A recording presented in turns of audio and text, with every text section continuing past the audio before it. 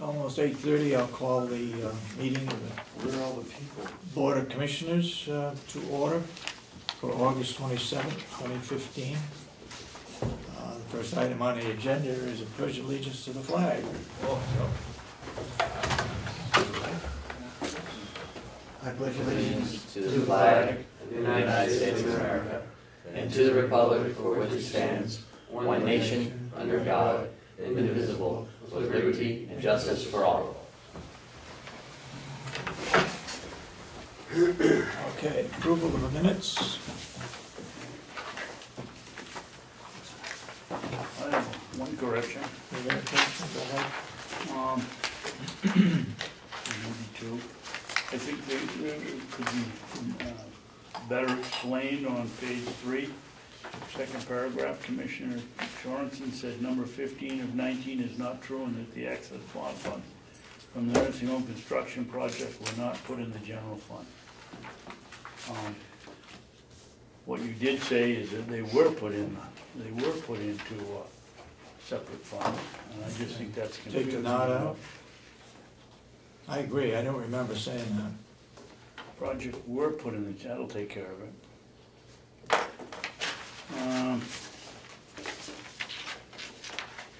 Over here on the page 4 and 5 at the top. From this point forward, the administrative assistant's computer in the business office be purchased on the open market and the software pertaining to the computer be purchased on the open market. I don't believe I made that motion. In fact, when it came up 2 weeks ago for the vote, I was the one that voted against it. It was a 2-to-1 vote, and I voted against it. So I don't believe I'd be making that motion. I remember talking about putting that in there because it sounded like we were going to buy for all the computers. Right. No, remember, this goes back, you're right, this goes back 2 weeks, 2 or 3 weeks ago. No, when Commissioner Miller was here. Yep, yep. So it's about a month ago. You may have made it to correct that and put that in there. Because it sounded like we were going to do it for all computers in the whole complex. And you said, you know, we ought to... Oh, okay, maybe that was it, because I know I voted against the whole thing back. Right. Right. So I think you changed that motion to read that computer. That's the mic. Have any other? Chris, do you have any corrections to the minutes? No. Do I hear a motion to approve the minutes? I'll make a motion to approve the minutes of August 19th. Do I hear a second? Second. Any further discussion? All those in support of the motion say aye. Aye. Aye. And so voted. Okay, public input? Yes, Damon? At some point during the budget process, I remember the delegation going into caucus. Yeah. Do you remember when that was exactly? Have you ever seen that before? Last week they went into caucus. Last week. But I mean, I'm talking about in the lead up to the budget being approved. I don't remember the date, but twice they've been into caucus. Yeah. You can look downstairs, Darren, Yeah. in the minutes, it may be in there. Oh, it wouldn't be in the minutes, I don't No? believe. Okay. I don't think they have to take minutes. No, but it would say that if they went into caucus or not. Well, we know they've been in twice. They've been in twice, I don't. Have you ever seen that before? Is that typical? I've only been here 6 years. I think It's legal, there's no problem. Oh, it's legal. I'm just wondering if it's common. I would rather see them talk about it in public, but I don't know what they talk about, so Right. can't make the comment. It seems to me like a way around 91A. It We seems have like to conduct our business here in the open, but they can go into a closet, discuss what they're gonna do and come out. I don't remember that happening before, and then I don't they think did it- twice, I don't think it's ever happened before. and then we were $2.5 million short. So kind of interesting. I'm not Okay. saying there's a cause and effect or correlation is causation, but Yeah. it seems a little interesting. Any other public comment? Yes, sir. I guess a question, sir. The 17.5 that Chip brought up, I believe, for forecasting financial statements for the rest of the year. And that, as I understand it, the bank, that didn't come up with the bank, and they're now comfortable. Are the commissioners in favor of that still, to pursuing that? My personal feeling is we wait until after the delegation acts on a supplemental budget. I'd hate to spend an additional 18,000 if we don't have to. Right. We don't have it, the delegation would have to approve it because we don't have a line item for it. Right. And also part of the deal is that the accountant doesn't have to stand behind his figures. There's a paragraph in there that states something about we're the ones that gave him the figures, so he won't back it up, so. He's not bound or whatever. So And why invest $18,000 in something? So we're gonna wait and see if what the bank wants to do after we have the supplementary budget. I think, lost my train of thought. Chris, you have any comment on it? 18,000? Well, I guess my only addition to the interest of doing it would be the interest of the delegation wanting to see it. That's where I believe where the interest would lie, where does the delegation want to see it to move forward on passing the supplemental budget? And in turn, does the public want to see it? That's really where the question lies. I think it's reasonable to think that we have a cash flow problem based on needing to write off the bad debt. I think the other thing is, because it's 18,000, we need to put it out for bid if the delegation approves the money. And I would not support our current auditor doing it. I'd rather see someone else, maybe someone that's local, CPA maybe, whether the bank would accept that or not, I don't know. I guess the treasurer may have some comment on it. Mm-hmm. Go ahead, Damon. Representative Ticehurst on September 1st is going to have a meeting about how county government works. Yeah. And I was wondering if any of you people are going to attend that meeting. I might. Okay. I'm giving a talk to the Ossipee Rotary Club also about that. Okay. Another question, what about the full audit question?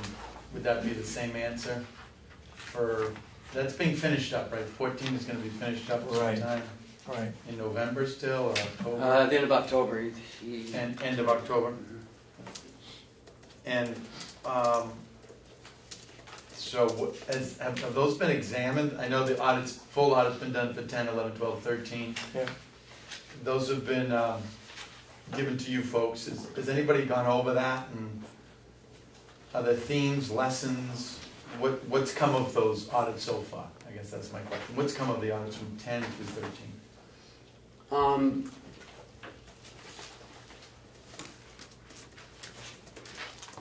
I've read through. Yeah, it doesn't paint the whole 13. picture because, we still have 14 left. Right. And, I don't really want to comment on that right now until I see 14. But yes, they have been reviewed. So once 14 comes in, this group right here, you four gentlemen will go over all that and It'll paint the whole picture. paint the whole picture. So who's in charge of looking over the audits and what do they mean? I guess that's my question. Who has the financial background and knowledge to look at the audits, or is it the auditor's role to explain it? First of all, it will go to our administrator. We'll go to Ken. Go to Ken. Yep. And then you're gonna, And then Share I'll that. sit right with our finance director, with Chip, our treasurer, and look it over, and then we can go forward with the commissioners. okay. And the That's a delegation would be interested in, they wanna know, I would hope so. yeah, I mean, Yeah. okay. So that'd be all part of that. Mhm. Okay. Thank you. Any further comment, public comment? If not, registry of deeds. Good morning, Lisa. Good morning. So Lisa's here today to talk about some shelving that she wants to purchase for her deeds book. And so, go ahead. Okay. I believe you have a packet of information, including the second page being a picture. This is the Larson metal shelving that houses all the deed books. Larson metal shelving is what's existing down there. We purchase every year a number of units, and I need to purchase 6 more. Next year I'll need to purchase more, additional purchasing. So I'm asking if you would waive the requirement of having this go out to bid. The roller shelving is specialized metal roller shelving. It's used to store and protect these records. The units will be attached to the existing units.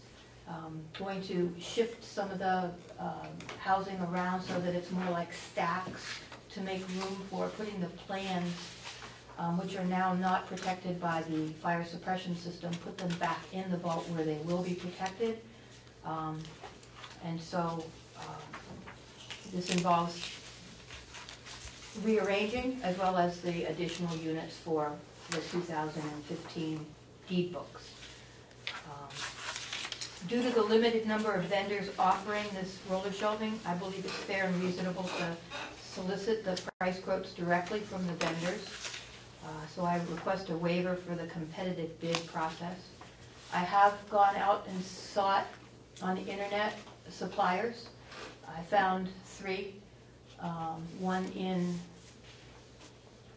I believe it's Tennessee, yes. One in Vermont, which we have dealt with before, and one in New York State, which we have dealt with before. The new vendor that I found on the internet from Tennessee has the lowest price for the units. They're all the same units, and they all get shipped from the manufacturer. So funds for the purchase have been collected from the surcharge fee. The surcharge fee is explicitly collected for the purchase and rental or repair of equipment at the registry. So it's a separate account.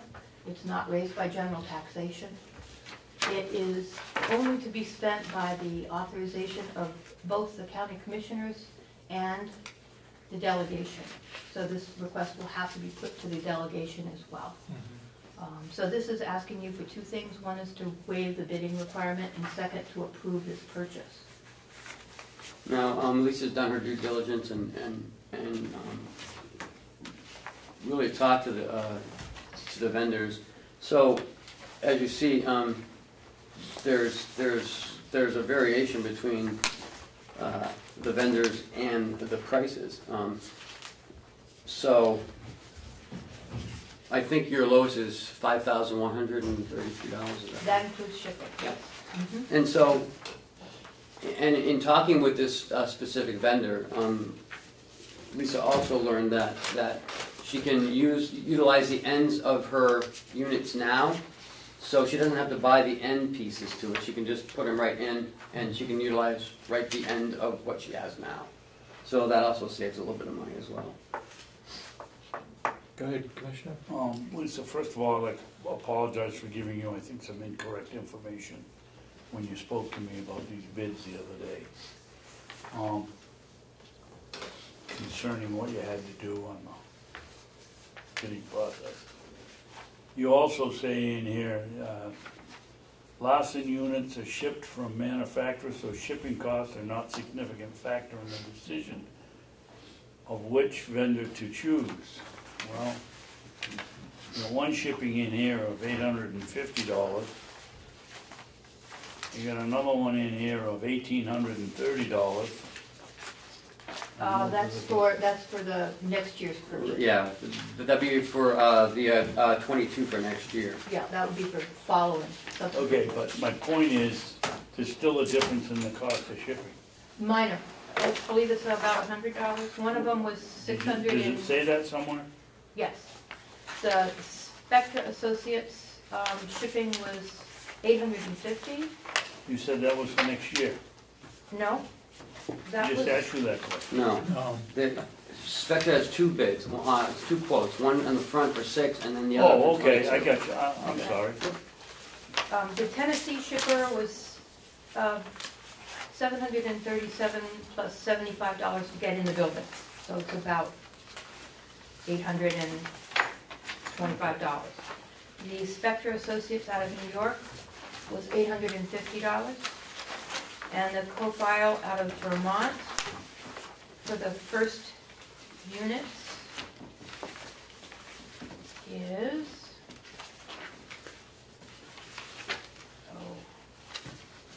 at cost $600. yeah.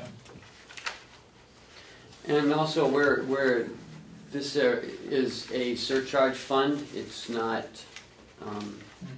no one else can use it except the registered deed, so. And it's specifically for new equipment, Repair and repairs maintenance, of, rentals. right, of her registered deeds equipment. And what does this? I guess I don't understand, why do we have to waive anything? You've got bids. I have quotes, I don't have bids. Oh. The reason that you need to waive it is because it's over, the quote came in over $500,000, if you include the shipping. So, No, I guess my point is, if it's over 5,000, we have to go out for bid. or What the- you did or was, you the- don't have bids, you have quotes correct, from 3 different companies. correct. But the RSA says the county Right. commissioners by unanimous vote may Yeah, waive the yeah. provisions for such bidding. I could take this out to bid, if I did, it would go to the same, it would go to Mhm. the world, but the 3 providers off the internet were these 3. And you've got equipment from this company? Not from the Tennessee company, but No. I've had it from both the Vermont and the New York company. But they say it's the same unit, shipped from the same manufacturer. Okay. Really, only one manufacturer makes these type of shelving units, but there are three distributors in the Northeast that That she's got quotes they from. handle, right. And the ones that she normally uses is actually higher than this other company. What is the inside delivery? From the truck, when it drops it outside the front doors of the building, to inside the registry office. Why can't we do that ourselves? Well, we could if we had people, otherwise, these are large units, and they would blockade the front door. We could. We'd have to, when the truck arrived, get a bunch of people over here with the proper equipment to get them in. Oh, there was a picture here somewhere. Yeah, it's on the second page. Second page, they're put together, depending on how I want them arranged, so they would be bolted together. 6, it wouldn't be all 6 together, but it would either be 2, 2, and 2, or 3 and 3. So it's Oh, they may be big, but they only weigh 185 pounds. inside delivery is $75.50, right? Correct. 160. With this company. The other 2 companies, it's built into that total. What are they gonna do, hire some people to come here and move it in? The fellow with the truck would do it. I'm sure he'll have like a hydraulic lift jack and put them on.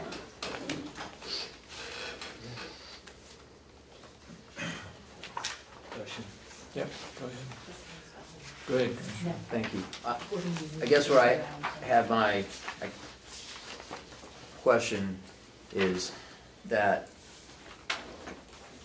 I guess I need to know the time that it takes to send this out to bid and what the urgent need of getting the shelving in so we would not do the bidding process. I guess that's what it comes down to me.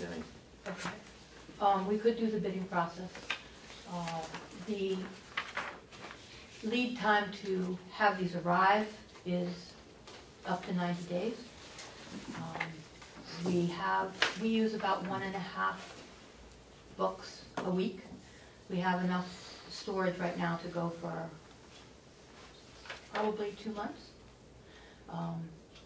So the urgency is not that it happened today, but that it happened this fall. Also, the other consideration is that the farm and the jail people are going to come over and help move the plans into the vault, which means that we have to arrange these out of the way first. And we talked about that in the spring, haven't gotten it yet, but it seems like this needs to get done before they come, and their schedule is more free before the snow flies. So I'd like to get moving on it. I've waited this long because I've just waited this long. And you have to add in another 4 weeks for like the bidding process to go through. The bidding process also costs to advertise. That's true. And We it's don't going to have be the any same, advertising budget. and it's going to be the same people bidding on it. Yeah. I can do it if you feel that it is a necessary thing. The reason I didn't do it at the beginning was I thought 6 units might come in under the $5,000 amount. And they did come in under the $5,000 amount except for shipping. And I didn't expect that. I mean, and whereas it's not a, it's not an account that any other department can use except her. I think that would be a consideration to waive the bid process. So what we're looking for now is 6 of them, Correct. but at some point in time, we're gonna need 22 of them? We're going to need more next year. I don't know the exact number, depends on how the year flows, depends on how the economy is, and we've been very busy. We've been filling up books faster than we have since 2007. So 22 would take, I threw that number out because that fills another whole stack of rows. So that would, if we did 22 next year or 6 next year, it depends on how we want to lay out when we want to spend the money. This quote is good for a while, and it's lower than any of the ones we've had in the past few years. So that's a conversation for next year, the 22. So what we're talking about is phase 1. Right, and I gave all 3 of these entities the same opportunity. I said 6 now, up to 22 next year. Okay, anybody else got any further questions? I have another question. Go ahead.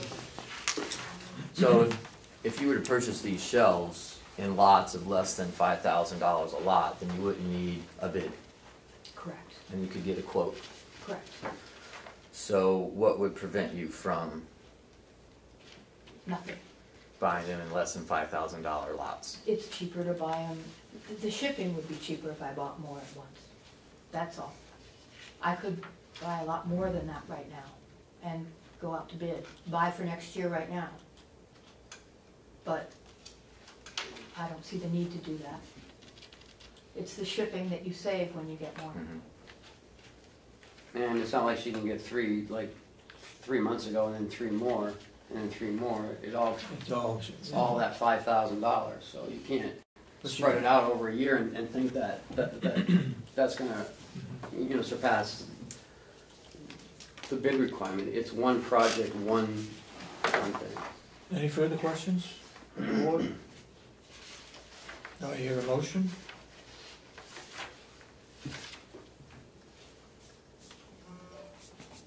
No motion to... I'll make a motion that the Register of Deeds goes out for bid for 6 units or whatever these are, and with a total cost factor when it comes in, not broken down, so we don't worry about freight. What is the bottom line when we get these 6 units per unit? I don't understand that motion, can you? What he's saying, well, do I hear a second? I'll second it for a term, so we Okay. can discuss it. Yes, sir. So, what he's saying is that we put it out for bid. No, so he wants it broken down and... No, not broken down. They don't have to break it down. They've got Just wants the bottom 10% line. discount, Okay. freight, whatever the bottom line is for 6 units. Okay, I thought you were talking about Delivered shelves broken down. in our facility. Okay. Any further discussion?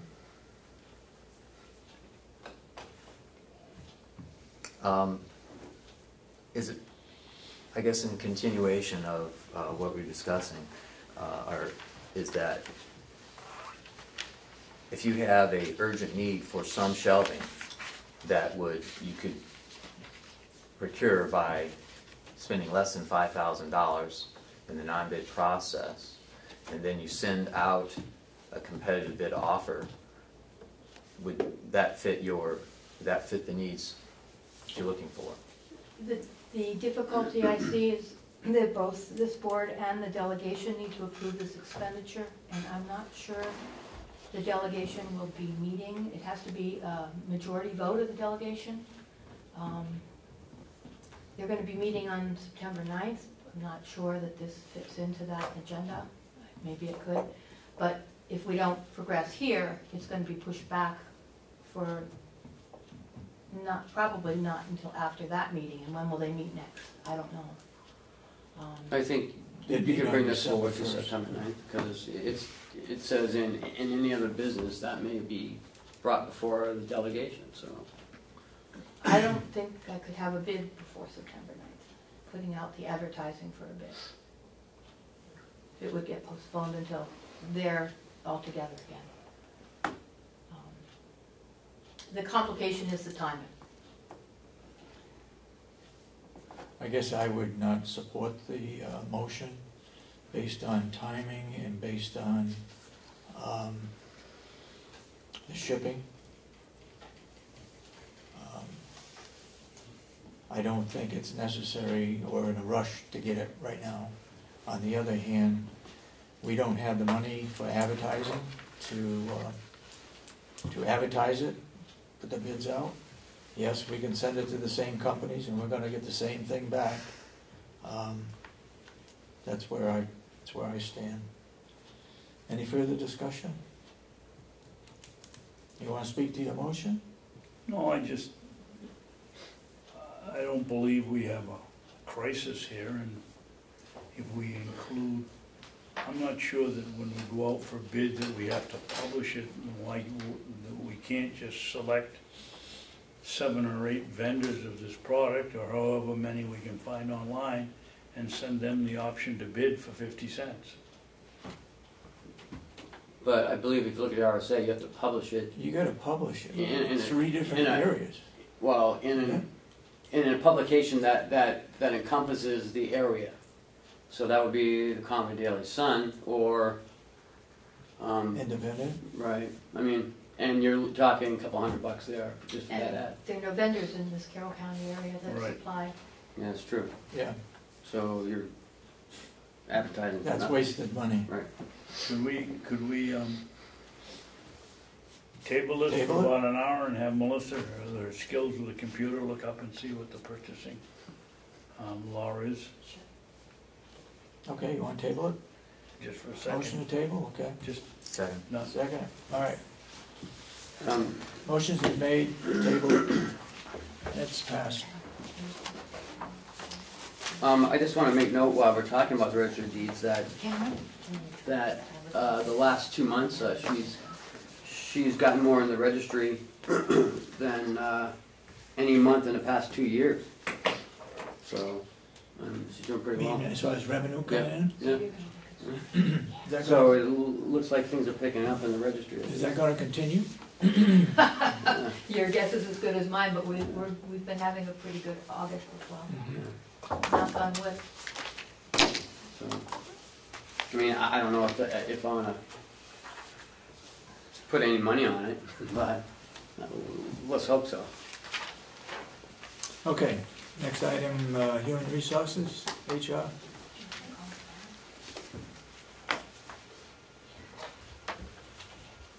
Yep. Ken had provided you with the document that is just updated from the one that you had approved back in April, and it's just a procedure for the employee benefits. And this change is just because of the Affordable Care Act. We had to make sure that we included language about the bronze plan that will be offered to the employees that fall in that category of working more 30 hours or more and that are not eligible for our health plan, this bronze plan will be totally their responsibility if they chose to take it, but it is just language that we had to include in order to cover us and to be compliant. Where is it on here? Basically, it's just under this section, Number Roman two. numeral 2, yeah. Health Says- insurance? The county will make a contribution towards the cost of the health insurance premiums for all eligible full-time, working 32 hours per week, or who enroll in the county's group health plan as allowed by the RSA. The county will not make contributions to the cost of premiums for those part-time employees working between 30 and 32 hours and enrolling in the bronze plan. So it just covers us for that piece in this procedure. And there will be no expense borne on the county, it is all on the employee if they choose to take it, but we have to offer it, On the last page, should that be August 29th? yes. Ken, I have it right here. The original. This is the one you Yeah. will be signing, not that Yeah. one. That would just be your. That one's I correct. mean 27. I think. Yeah, 27 with Chris Ahlgren's name added to it. Oh, yeah. And it had been approved without that language before. So the only change is the health insurance one? Yes, yeah. And this is legal, right? Yes. I thought 30 hours was the limit on Obamacare. It is, if they work more than 30 hours, 30 hours or more, so they can work up to 29 and a half hours and we don't have to provide coverage. Why but- does it say eligible full-time employee working 32 hours? No, that's for the county's health plan that we do offer. The next line is, will not make contributions for the employees working between 30 and 32 enrolling in the bronze plan. Oh, okay. Do I hear a motion to approve the employee benefits procedure plan? So moved. Do I hear a second? I'll second it. Any further discussion? Yes. Go ahead. Does this have to be done this week? I'm really not confident that I completely understand what is going on here, and I'd like to know before I vote. With the Affordable Care Act, if I may, I'm sorry. Good. If, with the Affordable Care Act in place, we have to offer this insurance for them. If we don't offer it, and then they go out to the marketplace, there's a huge fine involved. If someone works 30 hours or more, and they're not covered by a plan that the large employer should be offering, they could go to the marketplace. They can still go to the marketplace, but if we prove that we have offered them a plan, and they have refused it, we don't get fined. If they aren't offered a plan and they go to the marketplace, we are subject to a very large fine. So this is basically, we're offering them the bronze plan. Correct, yeah, at their cost, totally at their cost. It does not cost the county anything. And the bronze plan is pretty expensive, but we have to offer it, and we have to have documentation that we have offered this. Okay, I'm all set. You're all set? Yep. Any further discussion on this? No. Okay, the motion's been made and seconded. All those in support of the motion, say aye. Aye. Aye.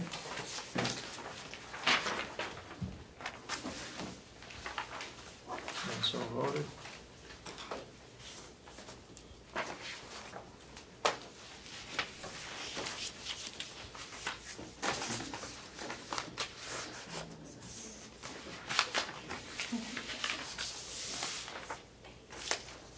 I'm leaving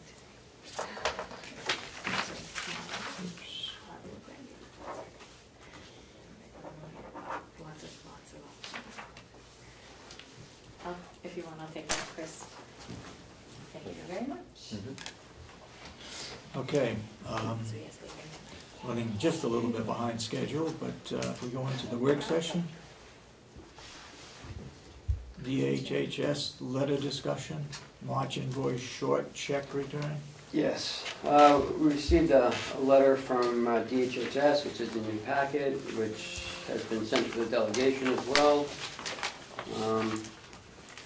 And apparently the delegation voted to short pay 407 by 200,000 back in March, and so the check was sent for $207,063 for our monthly payment to BEAS. And it's supposed to be 407,063, and we short it by 200,000. So we got a letter back from Nick Toompas' office saying that because it's not the full amount and it's not the 407, that they won't accept it, and they sent back the check.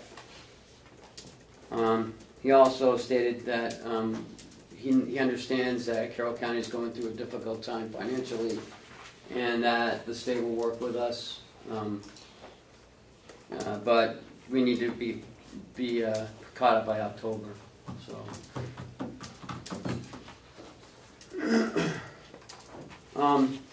there's been a continuing negotiations with the Association of Counties, with the New Hampshire Healthcare Association, and with the Department of Health and Human Services, going over the Elder Care Act. And I received an email from Representative Cordelli over the weekend asking for information on he asked for letters we received about the amount and how we pay the BEAS. So I know Commissioner McGlaris out of Stratford has been working with Nick Toompas' office to try to, and with the continuing resolution, the state has only allowed half of the credit that we normally would get. And that's an issue for counties because it creates another cash flow issue. Yep. And especially our county. Well, I mean, the counties that are in the same year as we are, January 1. And there are 7 counties that are on the calendar year. Right. The other 3 are on fiscal years with the state. So I took Coos County because that would be the most dramatic effect. And currently, Coos County pays 5.85% of the $112,500,000 cap. And that cap is the amount that all the counties are going to be paying, and we don't pay anything over that. So with the $112,500,000 cap, the committee of conference is proposing an increase of that cap from 112 to 114,562 million. And so using the amount of the 112 million at 5.85%, Coos County's statutory obligation to pay $6,585,750. So, and Coos' share of the credit is $628,248. So, the idea of the credit, it's a $5 million credit given back to the counties, and taking Coos, now they pay in 5.85%, but they get a credit of 12.56%. Because they're a poorer county, obviously. Mm-hmm. They're a larger county with less residences. So, by statute, the credit issued in July is only 0.5%, which is only half. Yeah. So it's a credit of $314,124. So that leaves Coos County with a short cash flow of $314,124. So that's just a dramatic example of only giving half the credit back to the counties that it's going to create. So it's going to affect us. It's going to affect Stratford. It's going to affect Belknap. So I know the county administrator for Stratford, Ray Bauer, has been working with the state, and if you read the letter from Nick Toompas, he understands it, but he doesn't really address how they're going to fix this. And if this goes into next year, I mean, we're already short cash. Now we've got another $115,000 we have to worry about. And I know Ed's been doing a little bit as far as doing some research on this, I don't know if there's anything that the counties can do except just pay it. I mean, the formula goes back 3 years of the average. Then they, it's really like a complex. So it's a rolling prior 3-year billing percentage by county as averaged, and then they multiply the total gross county cap obligation, and then they take the adjusted target credit and they weigh it against the percentage of the elderly poor in the county, and that's how they get up with with the credit. So I mean, this has been going on since 2008. I don't know if it can be changed. It would have to be changed at the delegation level. So Well, I just want it'd be changed by a legislature. yeah, and I don't know. Representative Cordelli said that he's going to be talking to people about the way it's billed or the way it's sent, or I'm not sure. Maybe Ed has a little more information. I don't know. Go ahead, Ed. What I can say is this is something we all actually agree on. Sure. That I believe the legislature is the only entity that can fix this, to get HHS at least in order so all counties understand what's being asked of them. Obviously, I've talked about this years ago because I noticed people were just sending the bill out. You had said before that we have no choice, we just have to pay it. Well, for me, I can't accept that, so that's why we have to ask the question. The legislature is the only thing that can fix this. Yeah, I think, to go along with what you're saying, I think this board also questioned, we didn't automatically want to pay it. We wanted reasons for how they derived going up $200,000 or $300,000 a year without any backup or support. And we asked for somebody to come, and somebody told them not to come, so we didn't find out. Go ahead. And years ago, Commissioner Babson, which I believe you weren't commissioner at that time, you were in the audience, and you also tried to determine, are we paying for people within the county? You were trying to nail that number down, and it was impossible to do that. It was all HIPAA secured information, and they seemed just as responsive HHS as they are now. Yeah. So. And I mean, holding back $200,000, I mean, we have to pay it. I mean, it's statute. There's a statute that says we have to pay it. So I mean, we have to pay it. Or there's a 12% penalty. There could be a 12%. They can add on that. I don't think at this point the state is going to do that. But I mean, they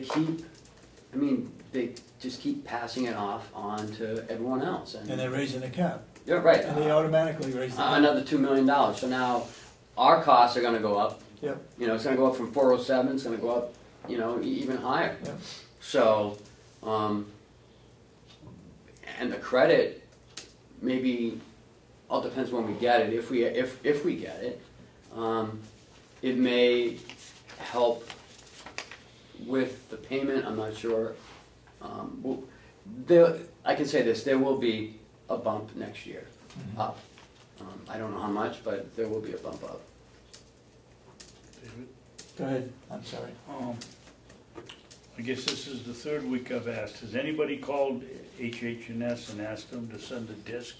Yes, sir. So we're gonna be finding out who we're paying for? Well, I'm hoping so. We hope so. Do you think they'll release the names? I don't think they're gonna release the name. Then how are we gonna check them? I mean, if, I think Mrs. I think they will release the names. They may not release any of the other information that goes with that, but I'd say they'd have to. How do you know yeah. who to look up and see if they're residents of Carroll County if you don't know the name? Or they can give us where the payment is going, where their payment is going to other nursing homes.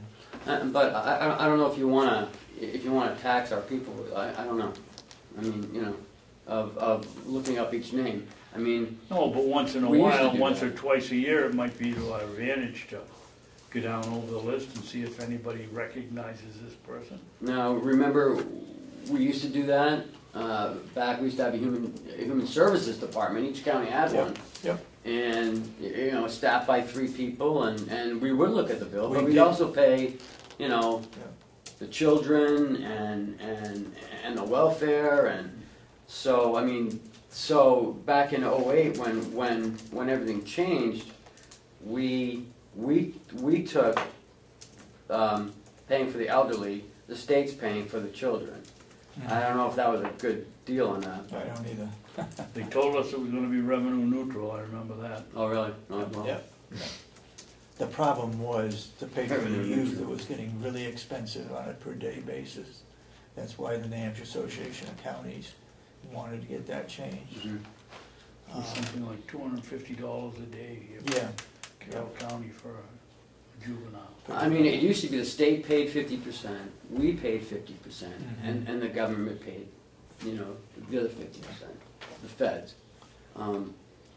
But then when we switched, and you know, and we used to know name by name. oh yeah, And we used to have people in the where- office going, yes, yes, no, no, yes. Yeah, well, the commissioners signed them, we had individual letters that we signed, Yeah.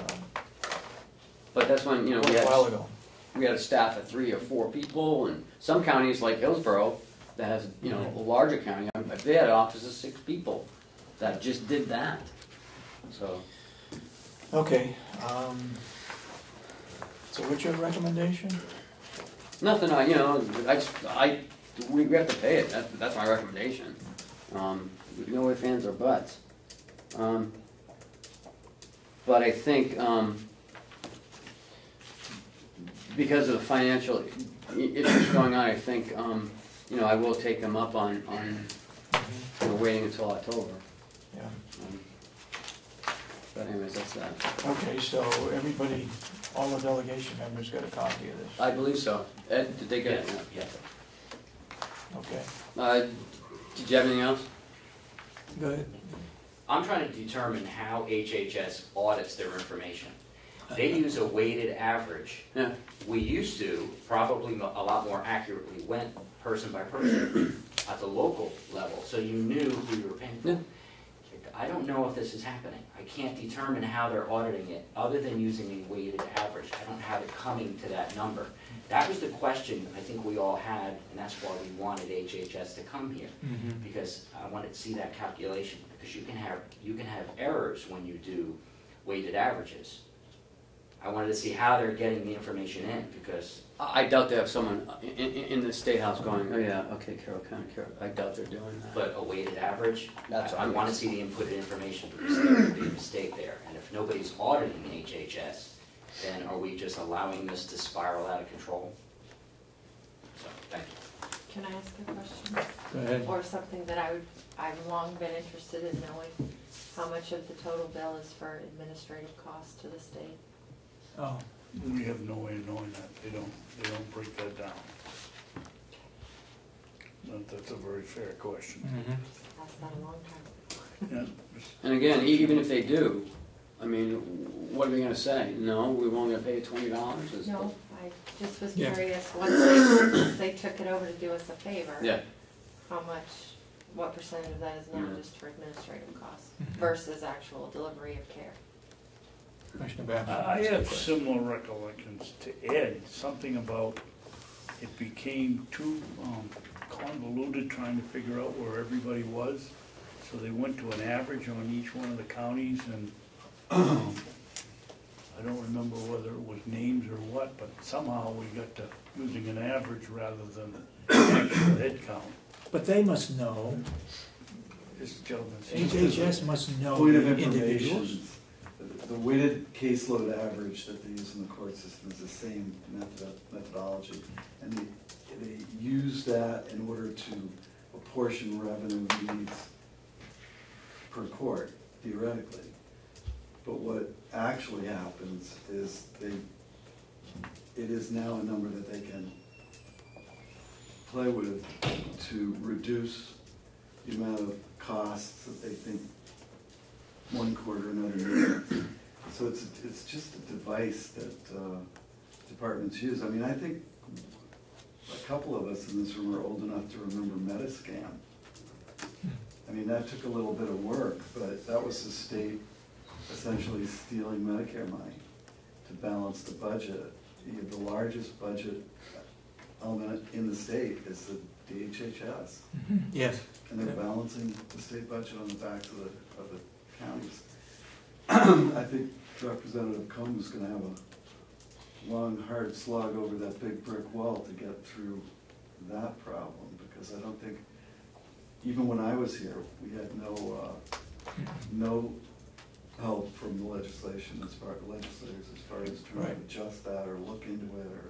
And I mean, you had invited a person here and they refused to come. Yeah. And it's kind of No worse than that, they said they'd come, and then when they didn't show up, kind of stonewall. they checked in and found out, they said, no, I told them not to come. Okay. Any further discussion? If not, let's move on. So, I just want everyone to know that, that there's a public hearing, and I know it's been put in the paper, but I thought it was important that we bring it up here. Wednesday, September 9th at 10 a.m. at the Mountain View Nursing Home will be the public hearing on the $2.6 million supplemental budget request. So we're hoping as many people can show up as needed. I would assume that that is the only issue that they will be bringing up at that time, because it is for a public hearing for the supplemental budget. Doesn't state that they, or does it state that they can act on any other business? The delegation will also consider and act upon any other business that may properly be brought before the meeting. Okay. Or any adjournment thereof. The meeting of the executive committee will be followed by a meeting of the county convention to vote on the supplemental budget and any recommendation or other business. Okay. And again, if anybody can't attend in the public, they can, and if they have questions, they can email the chairman of the delegation, Karen Umberger, or the Carroll County Commissioners on the website. That's that. Okay. Any questions?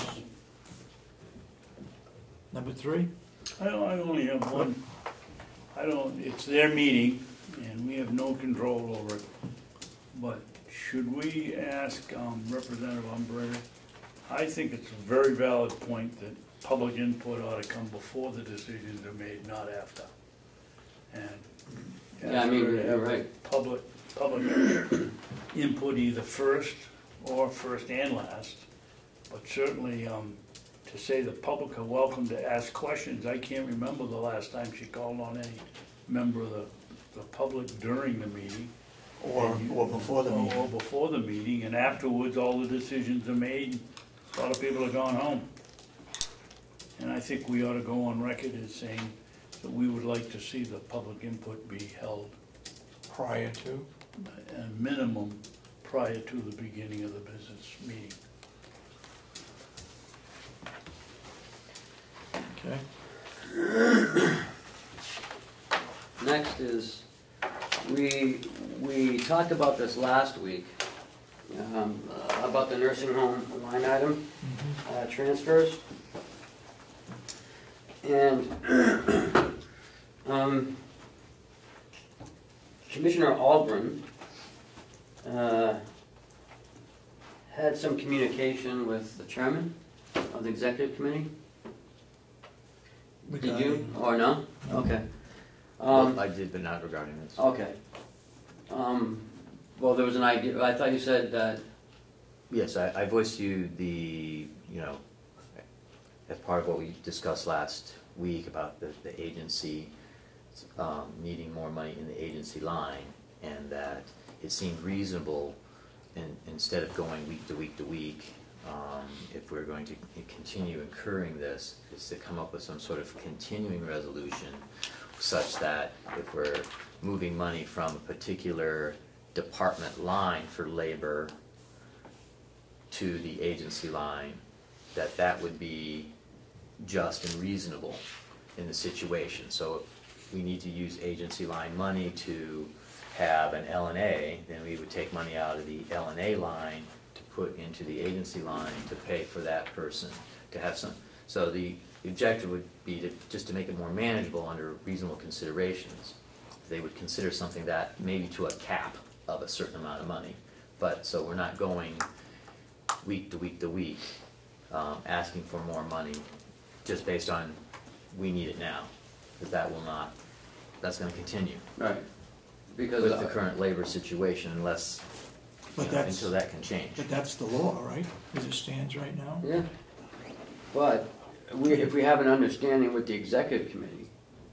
But that's a law in Concord that the executive committee can't refuse to follow. Am I wrong or am I right? I don't understand what you're saying. Basically, Commissioner Ahlgren is saying. Oh, I understand what his Okay. suggestion. I don't understand. Well, David's saying statement that we can't do that because we have to send the request each time. Yeah. Yeah. The law says. Okay. So how do you want to do this? Do you want to do it here, now, to do the line item transfers, or? Is that the only option we have? If it is, then we need to do it. I think we should do it now. Yeah. Well, No. we should do it now, but the alternative to that would be to give them a projected need. So we're not continuing to do it as we run out, but to do it more reasonably, projecting out for a couple months based on here's what we anticipate to need to spend for agency personnel. So we would like to reduce these particular labor lines over here in the nursing home budget and have all of that move to the agency line because of our anticipated need, as opposed to reacting to things that have already happened. Let's be ahead of the game, showing that here's our anticipated need. It's a tough pill to swallow, but under the current labor force, this is where we're at. This is what we anticipate. So we'd like to, have that move so that we can act accordingly, and then come back to you in 2 months and let you know where we're at. The only issue with that is we'd have to move it into all, into the two line items, like, because we have L&As that we fill, and we have RNs and LPNs that we fill. So we'd have to get, what, 5,000 or 10,000 for the LNAs and 10,000 for the RNs? Exactly. We would have avoided this situation if that law hadn't been passed and kept going as we were. What we're doing now is we're trying to get around the law by saying that this is what we expect in the future. Well, if we didn't have that law, we wouldn't have to do all that extra. But anyway, what do we got to do? But I think they did that with the advertising, though. I think they just moved 5,000 in advertising, and we were able to use that. No. I fill them all out. We didn't have, I don't believe we requested that at all, Ken. I think we've gone. The advertising, that was the one we made the suggestion that the advertising, HR do the advertising, but the billing for the ad goes to the department, and you and Denny didn't like the idea. That was a 2-to-1 vote. I think you'll find that covers just what we had.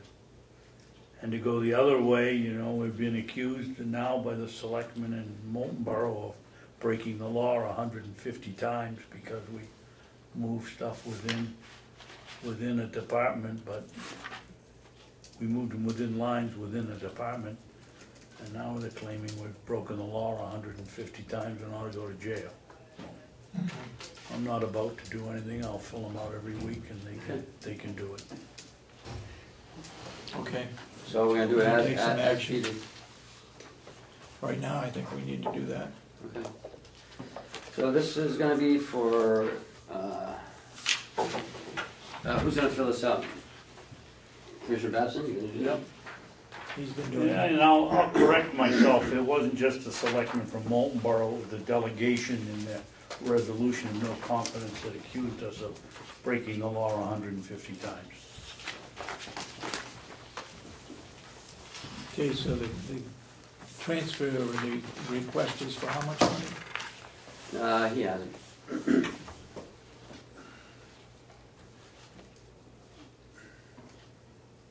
This is in the nursing home, right? Yes. Only? Yeah. And it's only for the agencies.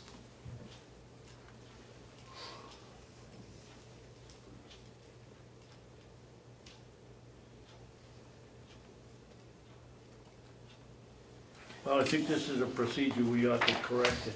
If Howie isn't finding out whether we've made the transfers, we ought to be sending him the approved sheet Yes. so he can, Yep, he knows where we are. yes, sir.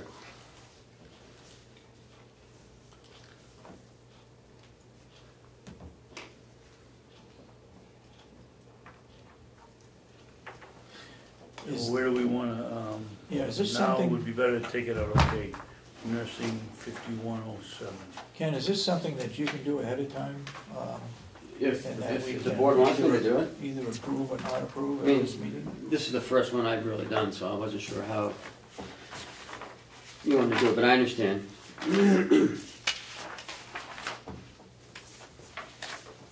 On this one. And It's 07, 5140.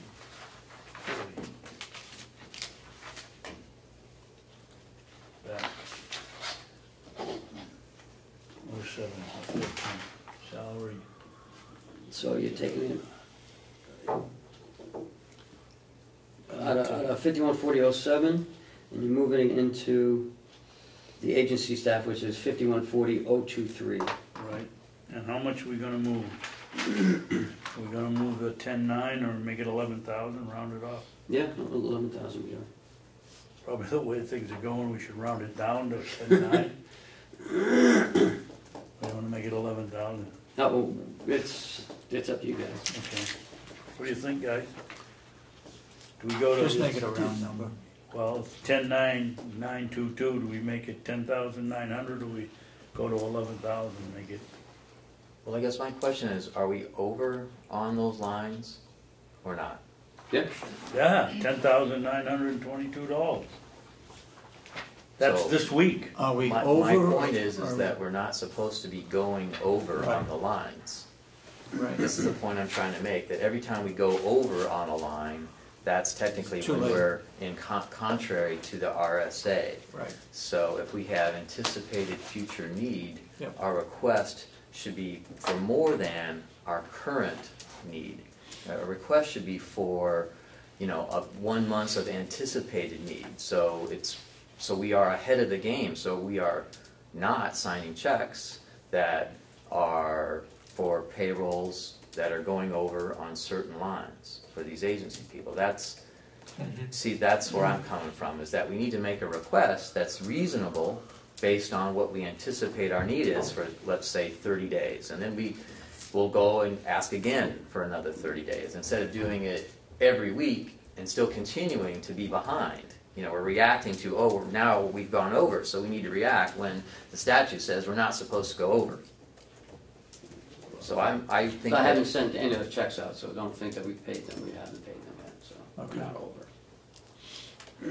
but you I see where think- yeah, I'm coming absolutely. from. Makes I mean, total sense. if we haven't anticipated, this is something that's not gonna change. This isn't a one-time thing. Until this gets corrected, we should consider asking for more based on legitimate anticipated need. Now, it doesn't have to be done today, but we need to talk to Howie, say, hey, what do we expect for 30 days? Because I don't think the executive committee wants to necessarily see this every week. Maybe every month is more reasonable. The law is the law. Well, but our request I is understand. still within the law. Yeah.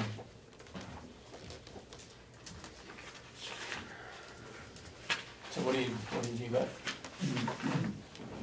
What he's got here, we'll take, well, why don't we make it $11,000 and then we're over, not under by $22, so I'll make it 11,000. Moving it from nursing into agency line item.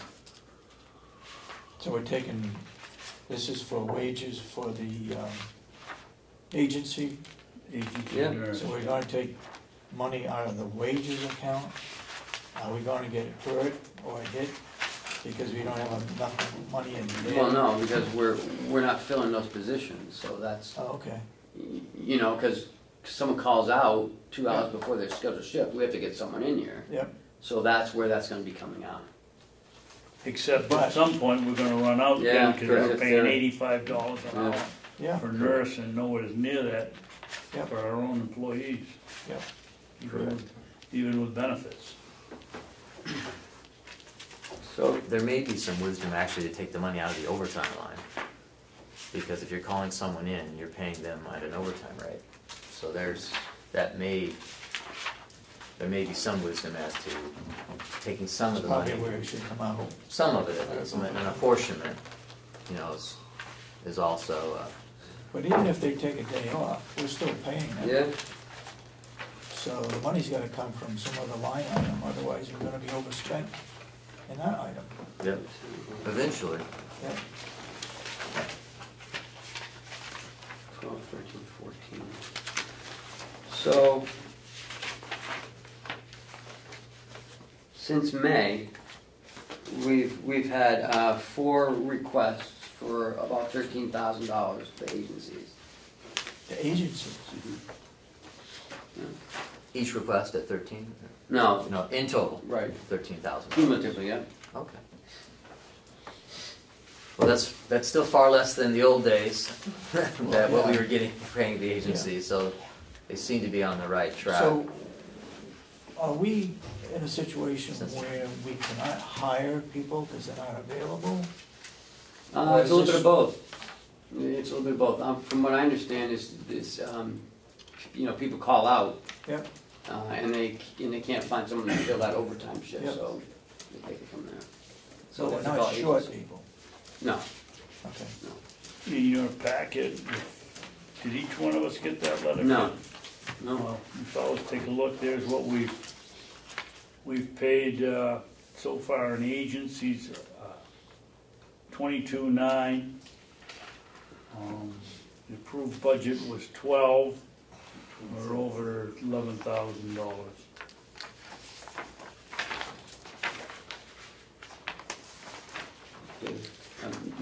Mr. Chairman? Yep. You have a hand up over there? Go ahead. I'm just looking at the Are you? June 30th line, this is for clarification. But I'm showing that you spent, maybe I'm reading it wrong. Oh, I'm sorry. Hold on. Thank you. My glasses were crooked. So maybe, Are we finding that our existing people are getting burned out and they're not able to take another shift? I talked to Howie a little bit about it yesterday, because, you know, he actually gave me a tour, and we were in the break room, and there were many shifts that were not filled, but it has to do with the per diem as well, because they can only work so many hours, and Yeah. so I don't know, I think we should look at that and maybe get a little creative with you know, attracting people to, you know, to work more shifts or to The work problem, some other ways. there was a problem that came up that some people were getting, I won't say anything. As I remember, there was a problem. Did that have to do with the that some insurance? people were taking a day off, and then that would allow somebody else to get extra money to fill their shift. I mean, there was a little, we don't know if it was in-house type thing or just what was happening, but we just had to. We'll meet with Howie next week and he can explain Okay. everything, so. Okay. All right, so where are we on the transfer? While he's doing that, can we just keep going? Okay, go ahead. I thought that would be a good idea if I go and to all the selectmen meetings in the county, introduce myself, and see who's who, and so I started on Monday. I went to Ossipee. It was a good meeting. It's interesting how they actually took out a TAN in March for $2.5 million, and here it is September, almost September, and they still have, and they haven't drawn on it yet, and they still have, they said $800,000 left in their bank account, and they have a CIP project too. That's they're going to be redoing their town garage, and so they have a capital improvement plan in place, and which allows them to do these things. And I think it's a great idea that you do go to each selectman's meeting. Yeah. Also, in your packet is a letter, that I'd like to send out to all the towns, talking about what's going on at the county, talking about the upcoming supplemental budget hearing, and I gave my information if they want to call, and I also told them that I'll be coming to the selectmen meetings to introduce myself,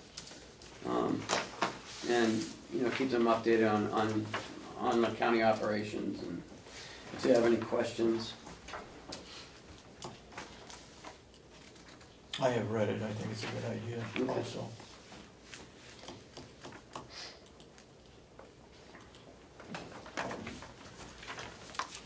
Any other members of the board have a problem with it? No. I mean, it's a pretty general letter. It's not. I think that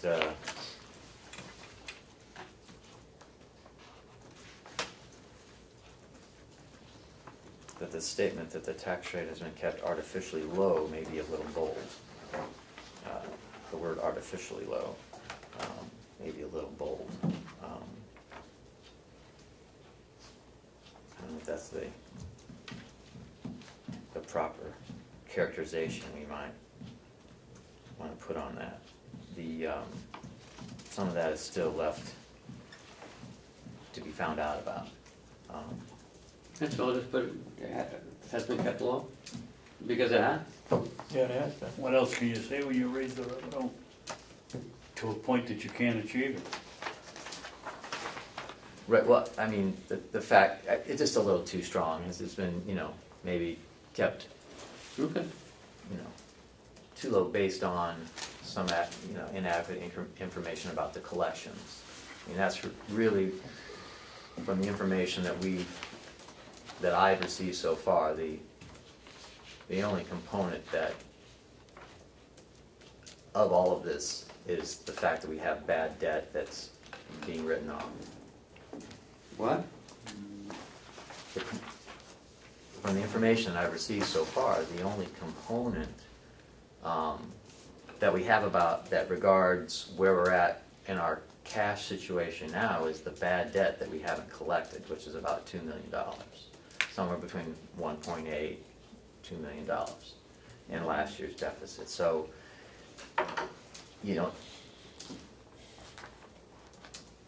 this is many years kind of coming to roost, not just that situation. So it just seems like that's a pretty bold statement.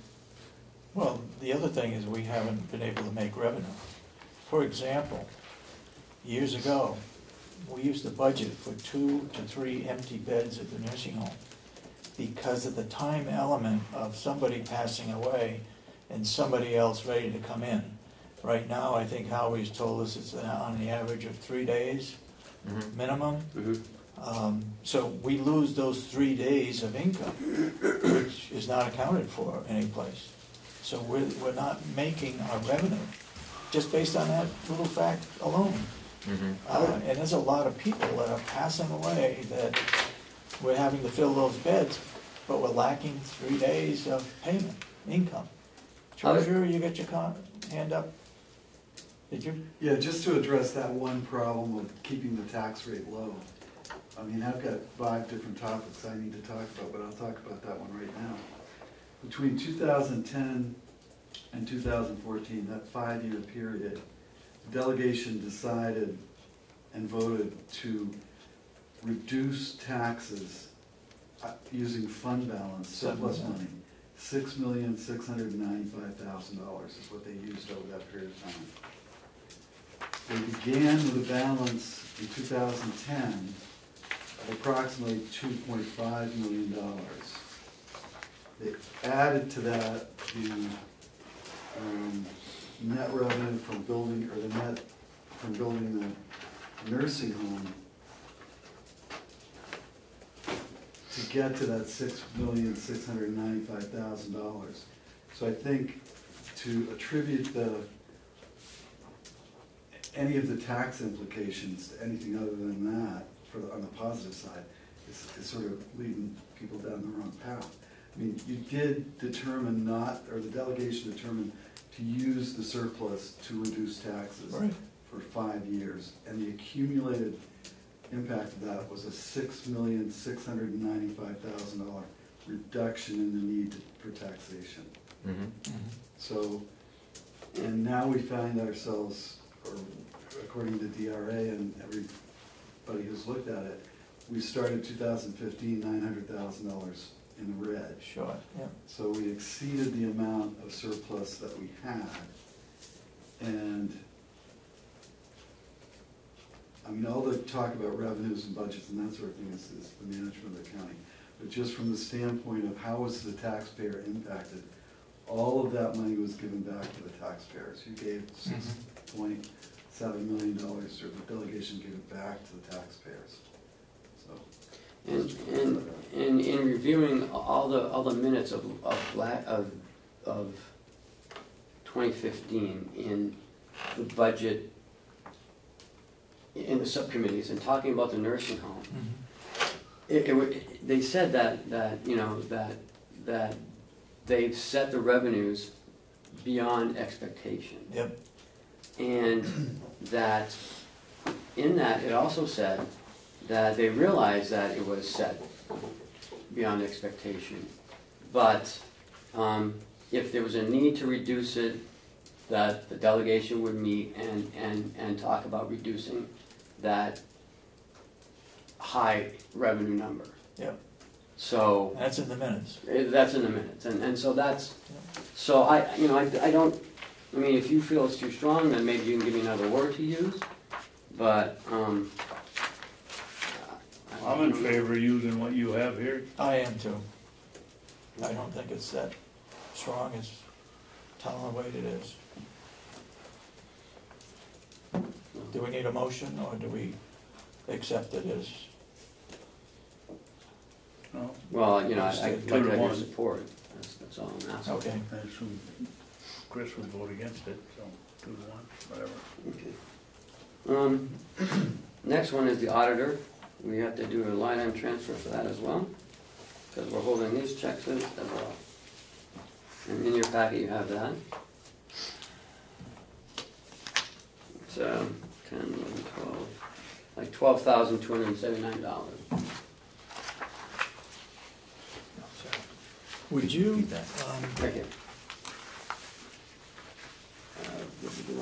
Everything's in order. I asked the former Commissioner Miller to review all of the audits, financials from Bulio and Company as to what we've paid where we are, what we are going to owe, and I guess I haven't seen that. I started working on that yesterday, so Okay, I'll give Danny a call, because it was brought up at the delegation meeting. So, Yep. I Yep. want to answer that. Yep. So I'll call him and see where we are. But okay. Ken, speaking of minutes, speaking of the auditor, do we have any minutes of any of the meetings with the auditors here that the delegation executive committee met with them? I haven't gone back that far, I'm just reviewing 2015 so far. Well, if we don't have them, we should. There's a forum that was here, somebody should be Okay, writing yeah. minutes. If you want to mention to Representative Umberger that we're looking for minutes.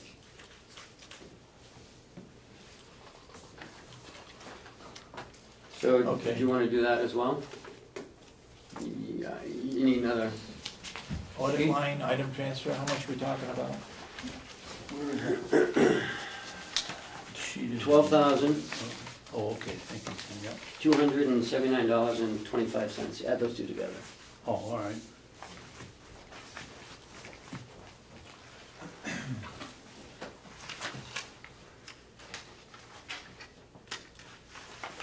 So we're doing this with every line item, it's just not agency money. Having to move money. Well, I don't know, I think this should come out of the contingency, because that's where it's been coming out of. Okay. Do you have the numbers there, Ken? Please.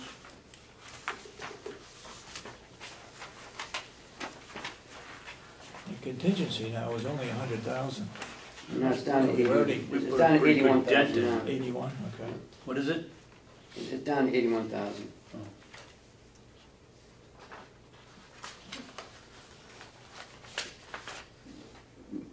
Melissa, do you know where that is in the budget? It's under, special fees and services, Okay. account 4102. 4102? Yep.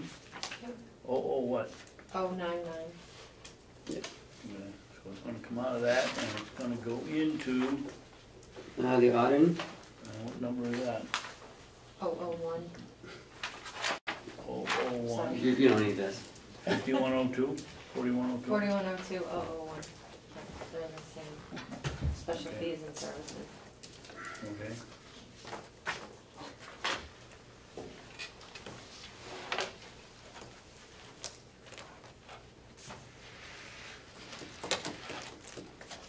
Okay, anything else that we need to, Get that done. no? No. All right, Sheriff?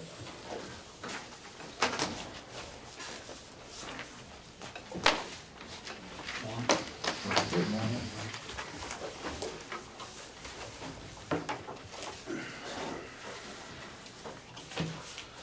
I just wanted to update you that we're going forward with completing the application for that grant.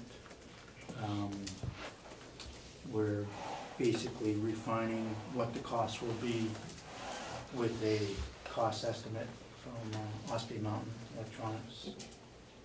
And the first phase, it's a 3-phase that we're putting in for again. The first phase, that cost item may change to include equipping a newer tower that's in the proposal. That is gonna be hopefully paid for and granted through the Ossipee Valley Mutual Aid. So it won't, it's not any part of this, it's a separate issue. So They're gonna pay for it. Right. Now, where's that tower going? That may be on the winter circle in Tuftonboro. Tough to borrow. Okay. So that first phase may jump, right now, last time we applied for it was like $350,000, just shy of that. So that may be around the $500,000 figure is what my best guesstimate is. We didn't get the 350, did we? No, we didn't get any portion. We didn't get any portion of it, right? So it doesn't really change the bottom line of almost 1.3 million through the 3 phases of this whole thing. So, we're continuing to get support letters from all the police departments, fire departments, and town selectmen. There are a couple that are a little hesitant just because they may not have the knowledge that they need to take that step as far as what it will do for them and areas. And so, what are we So doing we will- about that? We're talking to them, so hopefully we'll get them all. But if not, we'll get what we get. We have definitely the overall majority by far, so far. So I'm really not too worried about any lack of support. We have gotten from towns that questioned our whole communications system anyways. We've already gotten those letters, so that's a good thing. Do you know who the towns are that may have questions? Wakefield is one of them. I'm guessing Brookfield might be, Okay. I'm not. So, and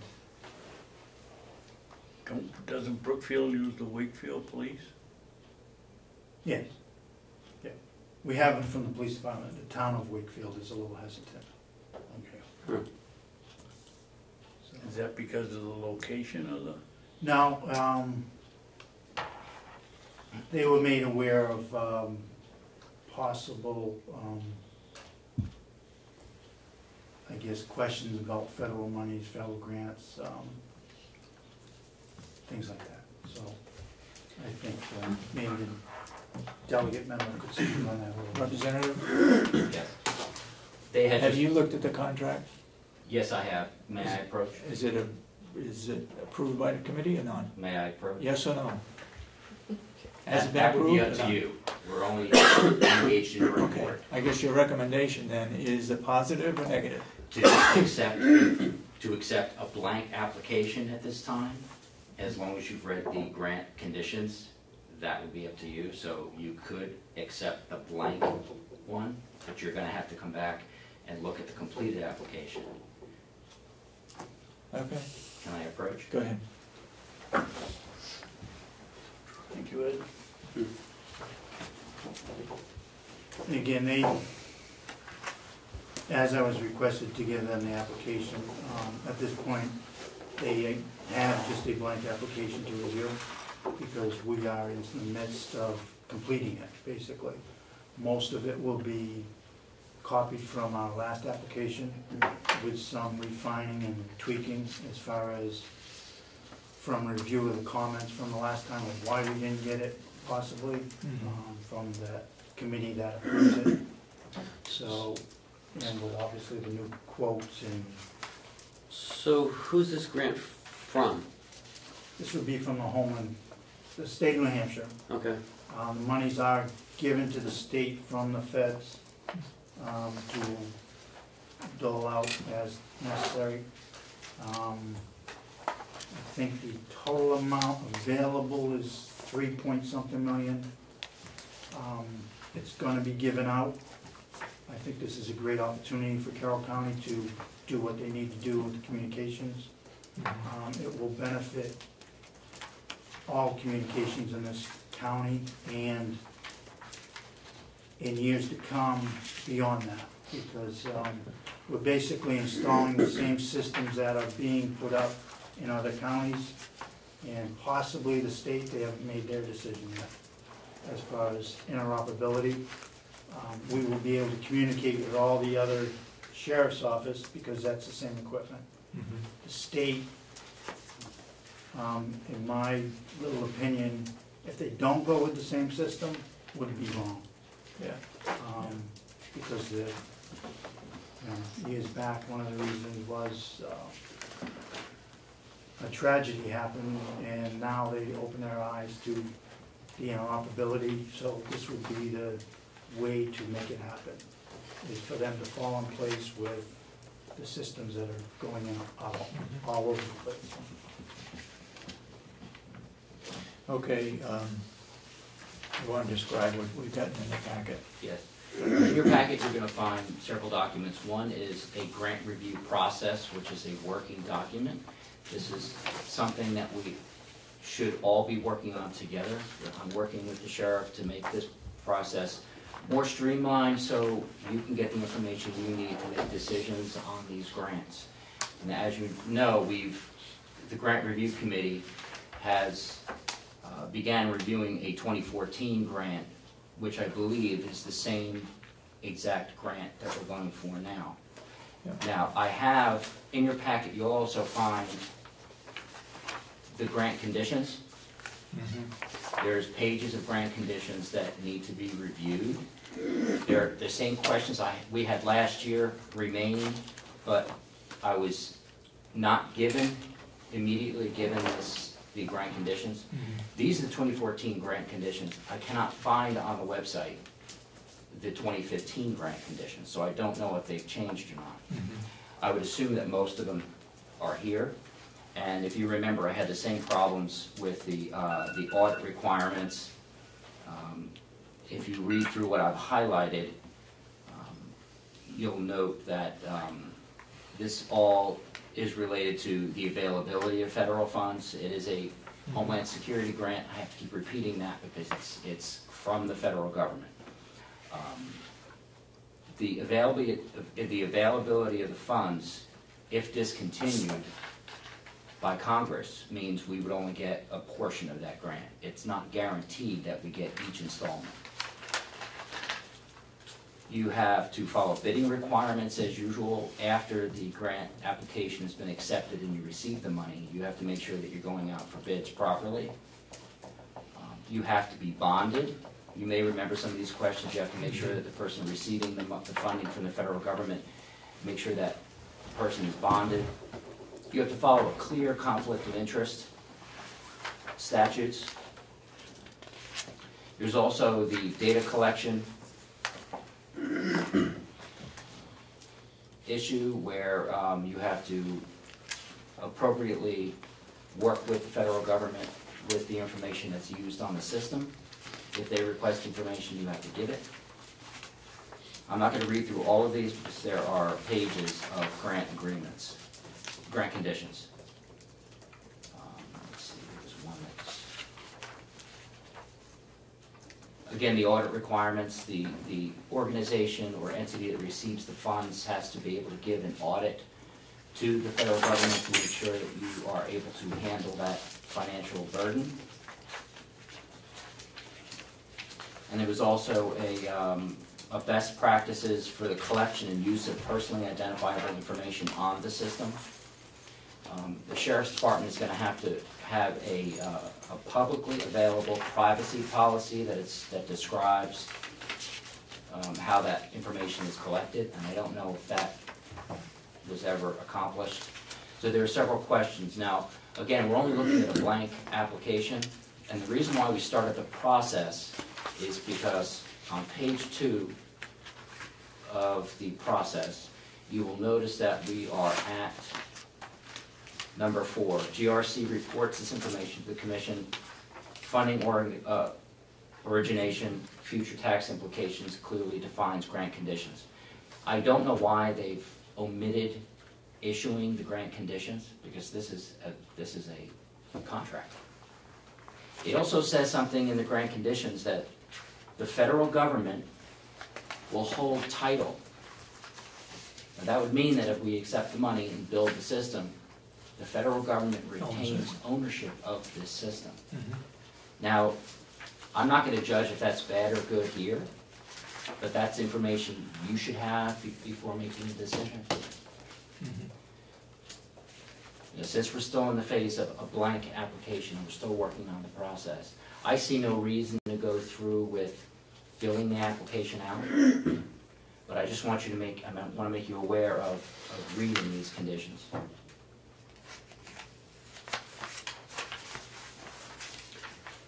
The only other alternative, obviously, would be to go to the taxpayers and ask for $1.3 million.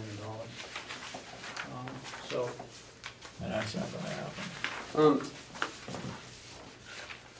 I think all grants say that, Ed, as far as the money is concerned. I mean, I think they're just letting you know that if the case ever happened, that they may not be able to give the rest of the money. And I think a lot of grants say that because they don't know. I mean, they go through the same process we do, you know, year to year. So, and my only and I'm glad that you are on this grant committee, yeah, looking over the grants. Although I question the way you are towards the federal government, if you should be looking at a federal grant, you know, with your view on the federal government. I don't know if... Conflict of interest? Yeah, I mean, but that's just my personal opinion, and it doesn't really matter, but I don't know. I mean, can you do that subjectively? Can I speak to that? What the grant review committee is doing is they're trying to create a process so the selectmen of the towns, the commissioners, and people that receive these grants are reading the grants. That is the only issue. It is not my issue to judge the federal government. Your elected officials. So far you haven't. Your elected officials, I want to make sure you have the information needed to make what you feel the electorate will accept. That's all this transfer is information.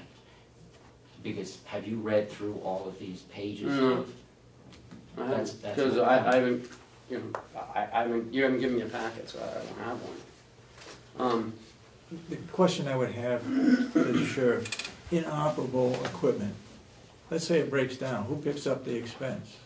We do, or does the federal government?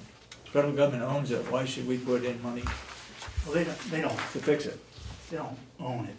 They're Well, they can take it giving back you if they wanted to. yeah.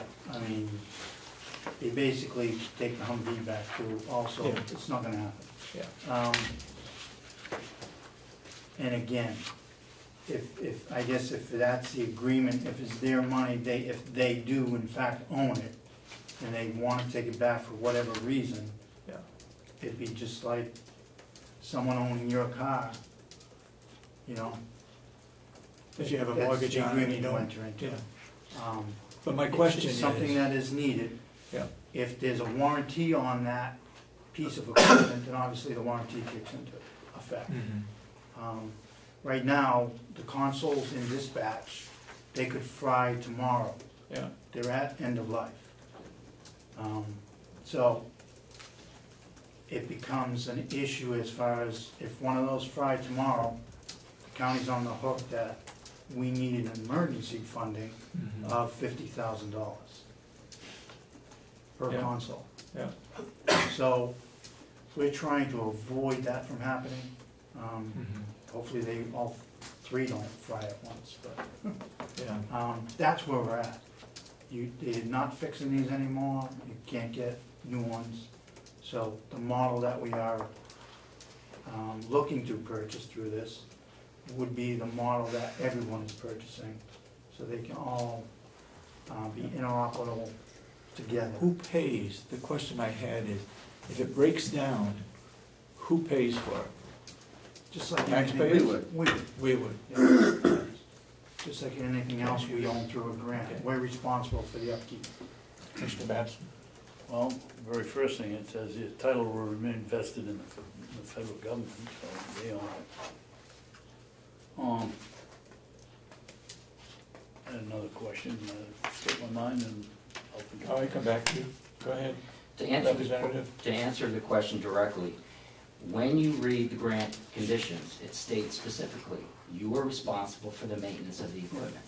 That's it. So that's the whole reason for reading the contract, that so you know that would have to come out of taxpayer money or an account, which I don't think we have one set up. And that's what I think would be good if the review process is followed, then you will know that you could come to the delegation, and who would appropriate the money, and you would actually say, we need an account to do repairs on that equipment, which we don't have set up right now, correct? We do. You do? The current equipment we have has upkeep. That is done through the communications line item in dispatch. OME is the contract to that, and I believe it's like $13,000, $15,000 a year for the current equipment we have.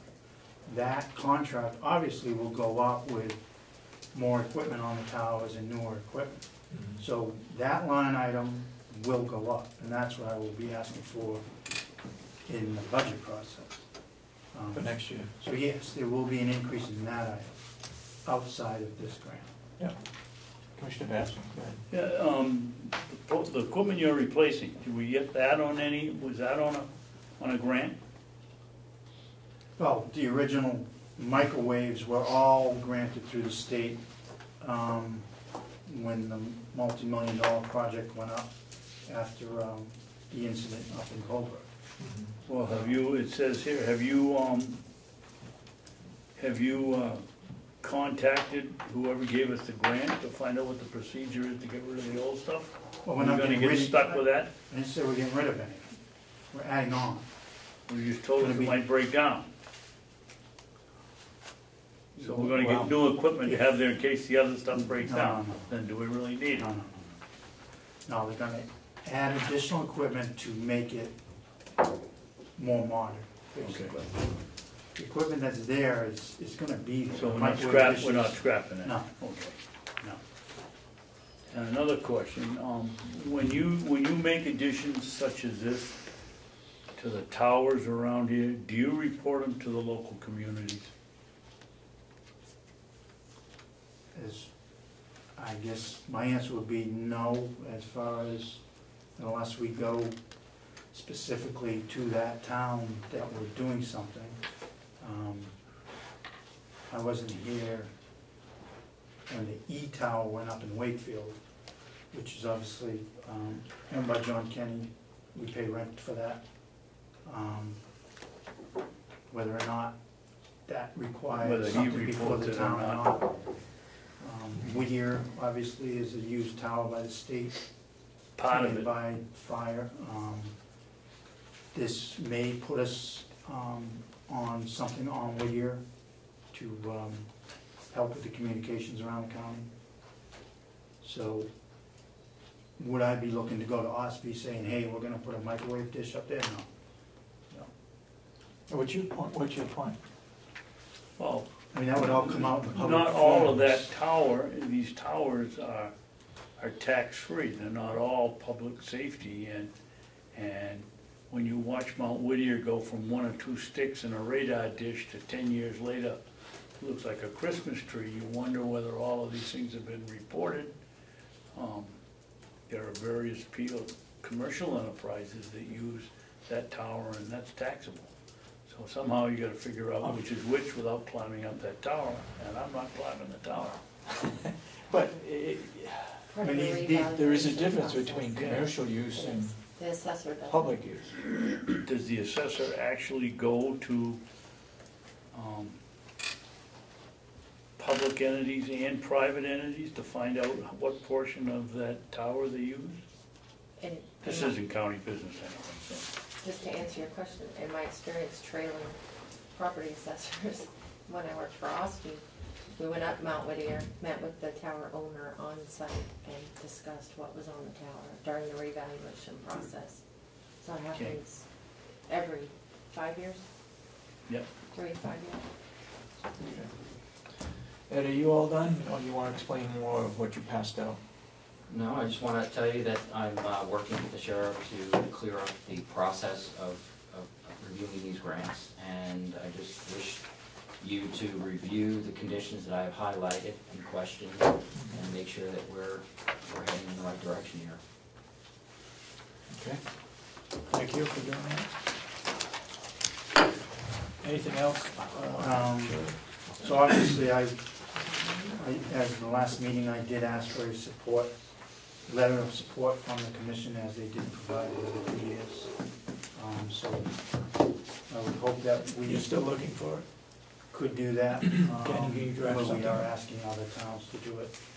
I would hope that we can be on that. Okay, And then in the end, hopefully we'll get your signature at your next meeting on September 2nd for the application. if you can get Which it will done be ahead of required time. to pass in on September 3rd. Is there a cutoff date? September 3rd is the. September 30th, 3rd. 3rd. Which is Cutting it next pretty short. Thursday.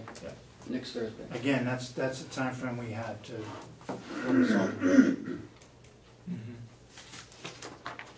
And it's the third time they've given us short windows. Each But- year they do this. But you did it last year. Yes.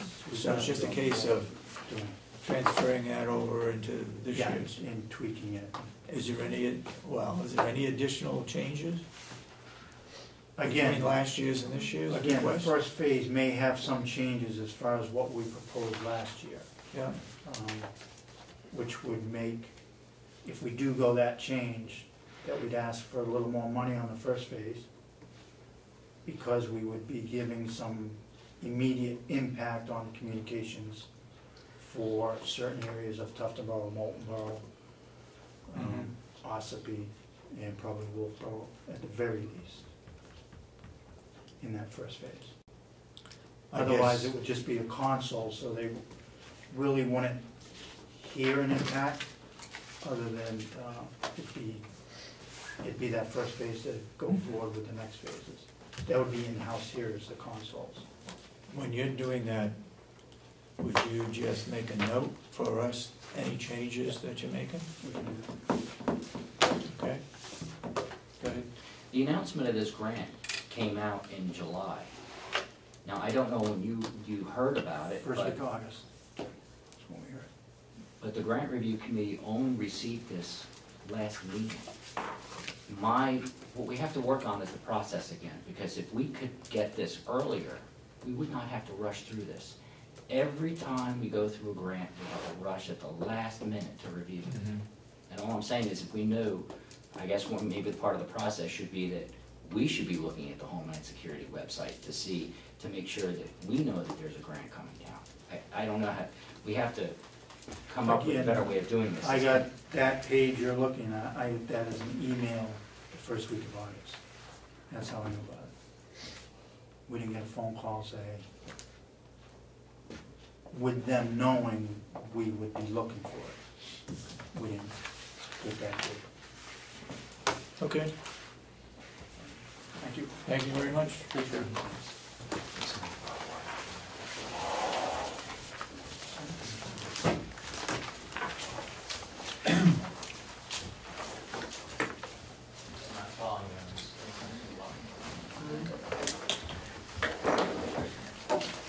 Well, Wendy? Well,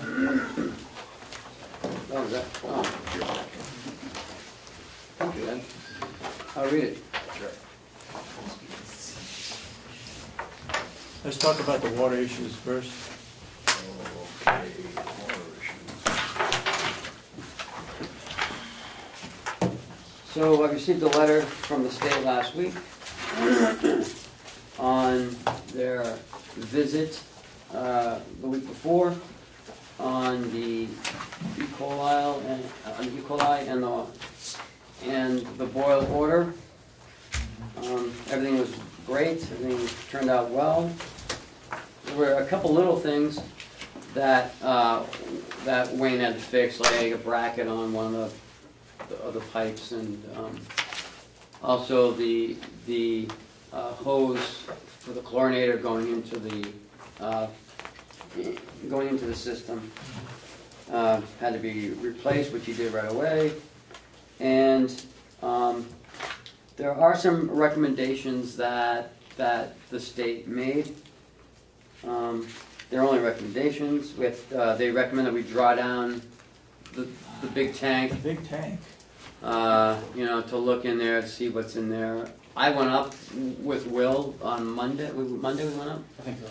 Monday went up and he showed me everything. It is quite a hike up there. But we looked in the hatch in the water. It was really clear into the holding tank. We walked around. I didn't see any penetrations or anything. So They are coming out with a grant to help with that, up to $4,000. But I'm gonna leave it up to Will. You know, they want us to draw down the tank so we can go in and look at the tank. Is that what they want us to do? Right, they want a tank inspection completed, or they're suggesting an inspection on the tank Yeah. be done. It looks, I didn't see the 4,000, I saw the 50% of the cost. 50% Up to $4,000. 50%. Oh, up to 4,000? Yeah, up to 4,000. We don't have any money in our budget for any tank inspection, No. so. And if you're gonna draw that tank down, we're gonna have to bring in a portable tank that's gonna have to be up there, and it's gonna have to have water trucked up to it on a continuous basis while that tank is put out of service in order to have that done. So I don't know the, you know, how much it's gonna cost, but I would think that it's gonna be pretty expensive, just to have that done. And the water right now is fine, so. It's tested fine? Oh, yeah, The yeah. state has accepted it? Oh, yeah, yeah. No longer boiling? Nope. No. That was done within 3 days. Yeah. We got all our tests back, and they were all good. And then again, you know, we'll be back on the regular testing schedule for September. So. Does it require any more testing because of this happening? It did, yes. What happened is, once the hit, we tested on Tuesday, which is what we always do, and then came back on Wednesday that we had a hit. So we fixed it, and then Thursday and Friday we tested again. You have to test 2 days in a row within 24 hours. So those tests come back, Thursdays come back on Friday, Fridays come back on Saturday, and then those all came back clear, so then the boil order was lifted on Saturday. Okay. You have a budget for testing water, right? Yes. Do you know where we are on that? We had to pay for Testing. extra testing? Right. I believe the bills that I saw from Kathy the other day were in the range of about $350 for that extra. It was $200 on the first set of testing, and then, $150 on the first set, $200 on the second. Because on the second one we had to also test the sources before they hit chlorination, and we had to test the wells that weren't even being used, but just because they were hooked up, they're more like backups. But even though they were hooked up, we had to test it, and so we're looking at about $350, I believe that was for those bills. Yeah. And how are we on your budget for that line item?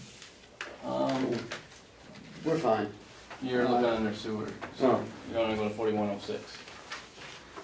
Isn't it next to sewer? I don't know. Water testing. Yeah. As of June 30th,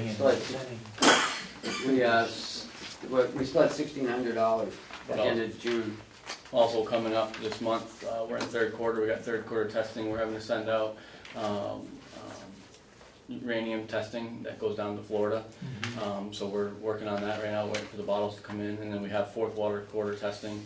Also, that's gonna come in from the state, along with our monthly bacteria testing. That'll all be hitting that line item, so. I know there was a recommendation to reduce that line item, so we want to make sure that I No. would say not this do that. year, right, where we're Absolutely. sending, where we have to send, there's only a couple places in the country that test for the uranium testing, and the one we send to is down in Florida, so that, I'm sure, I can't remember, it was about 4 or 5 years ago last time we did it, and I don't remember what the price was, but I'm sure it's not cheap to Yeah. overnight water down to Florida to be tested. Okay. So in that, I don't think we should draw down that tank. I don't think there's anything wrong with it. We recovered that tank, didn't we? Yeah. Not too long ago? My first or second year here, it was all brand new Yeah. rubber roofing that was put over top of it. Yeah. And it's a concrete cap. And it's, about every foot, it's, secured. So, Big washer. Yeah. So. I don't, Are you saying there's no way of critters getting into it? Not that we're aware. I can't see how they can get in there. I walked around, looked at every gap, and I didn't see where they could get in. It's almost impossible, unless there's a hole in the wall of the, 18-inch cement wall. But I don't see how that could happen. If there was, there'd be water coming out. So. Okay. I got a question. Go ahead.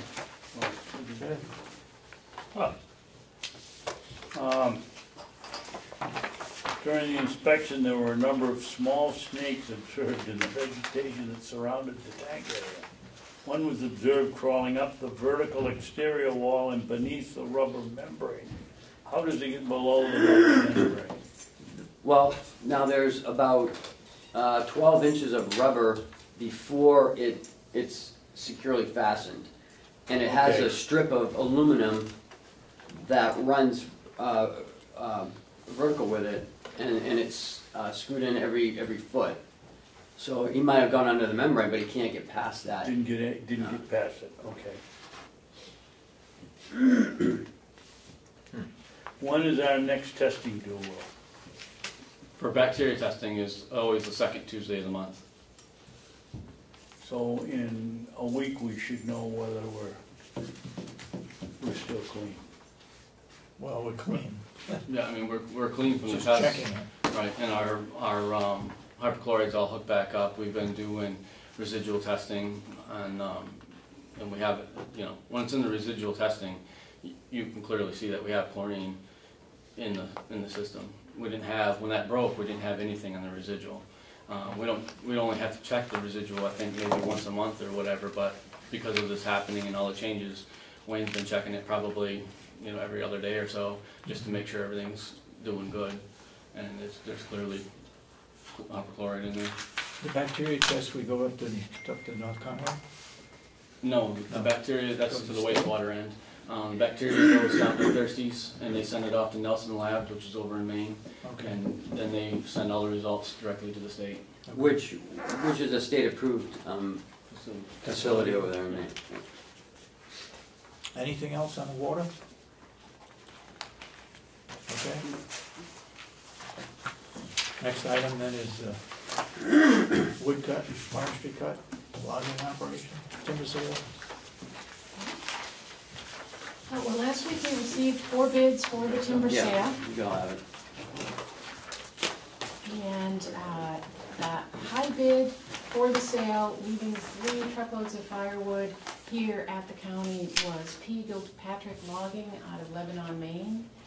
They submitted a bid that totaled up to about $8,400.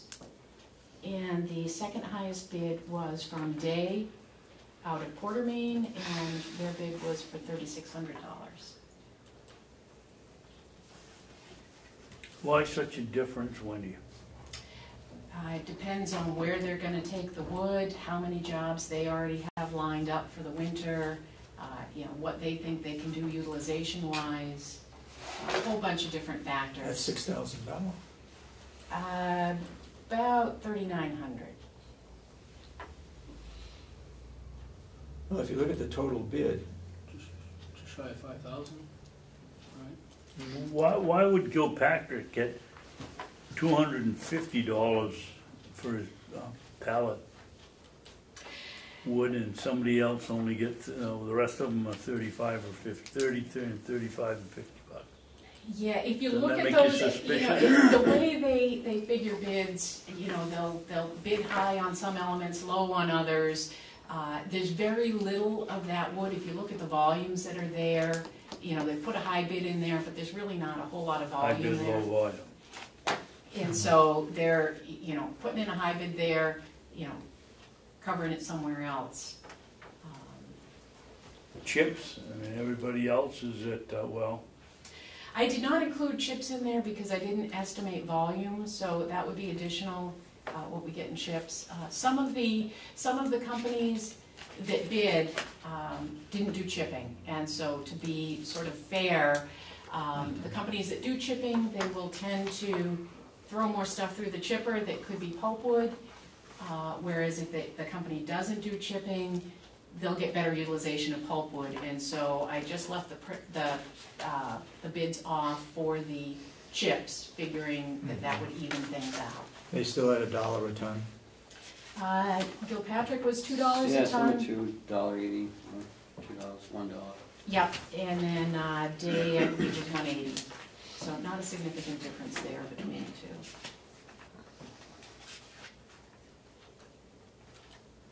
two.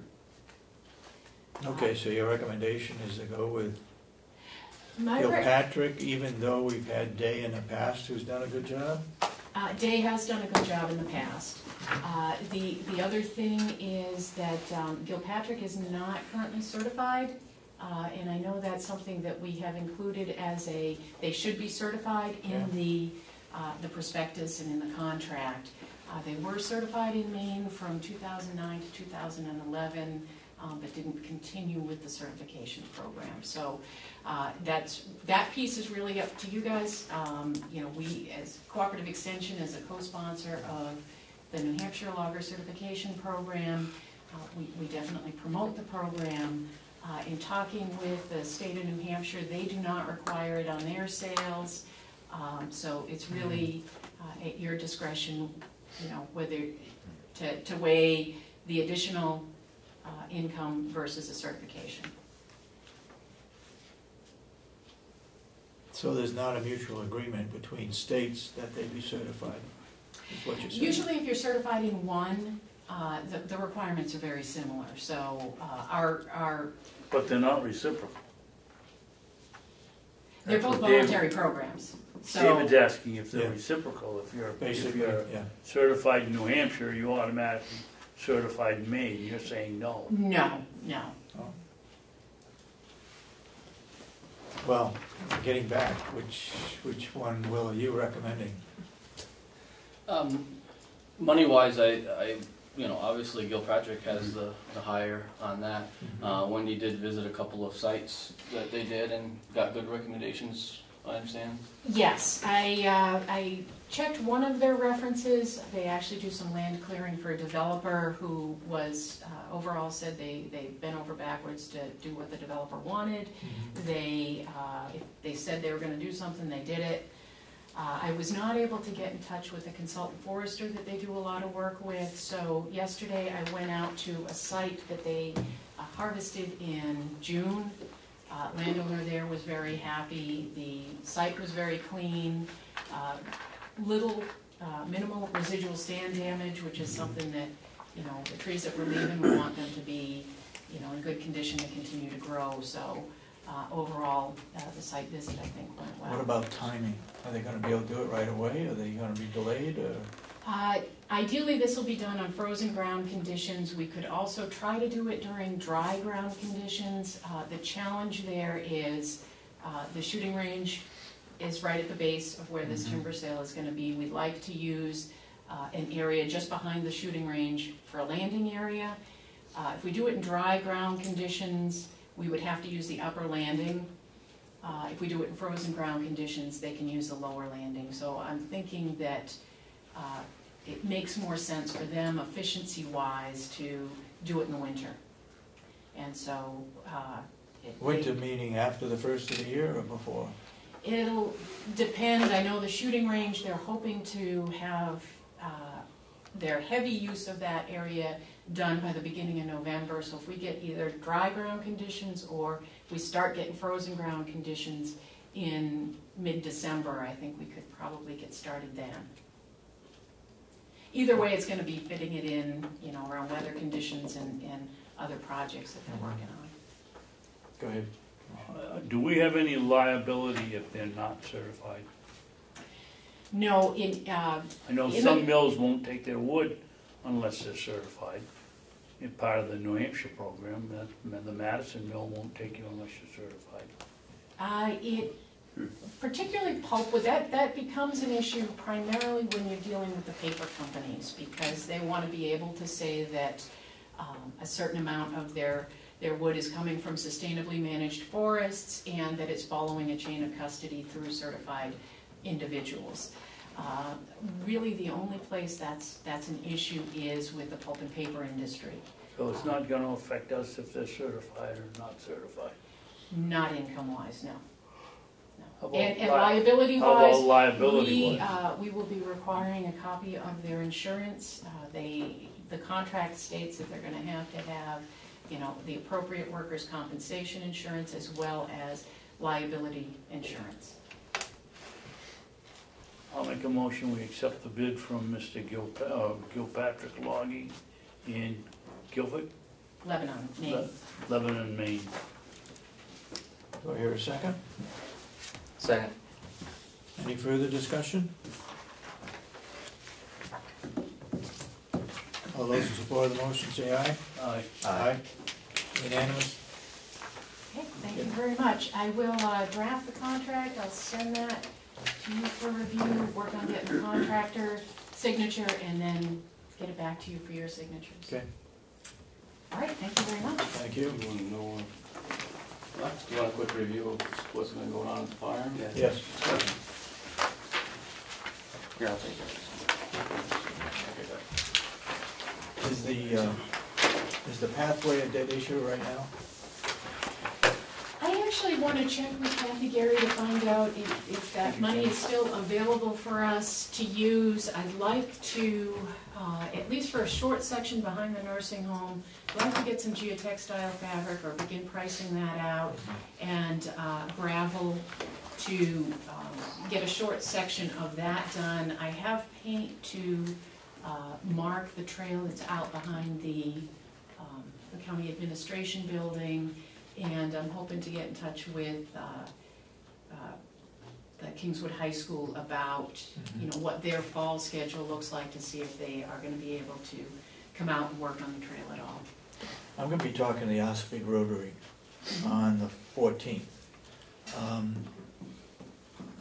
Do we still want them involved? What would their involvement be? Well, I'm not sure, that's what I'm asking. Okay. I mean, I think, I'm a Rotarian, and I know that on certain projects, they can get some matching funding to complete it. And this has been going on now for I don't know how many years, this pathway.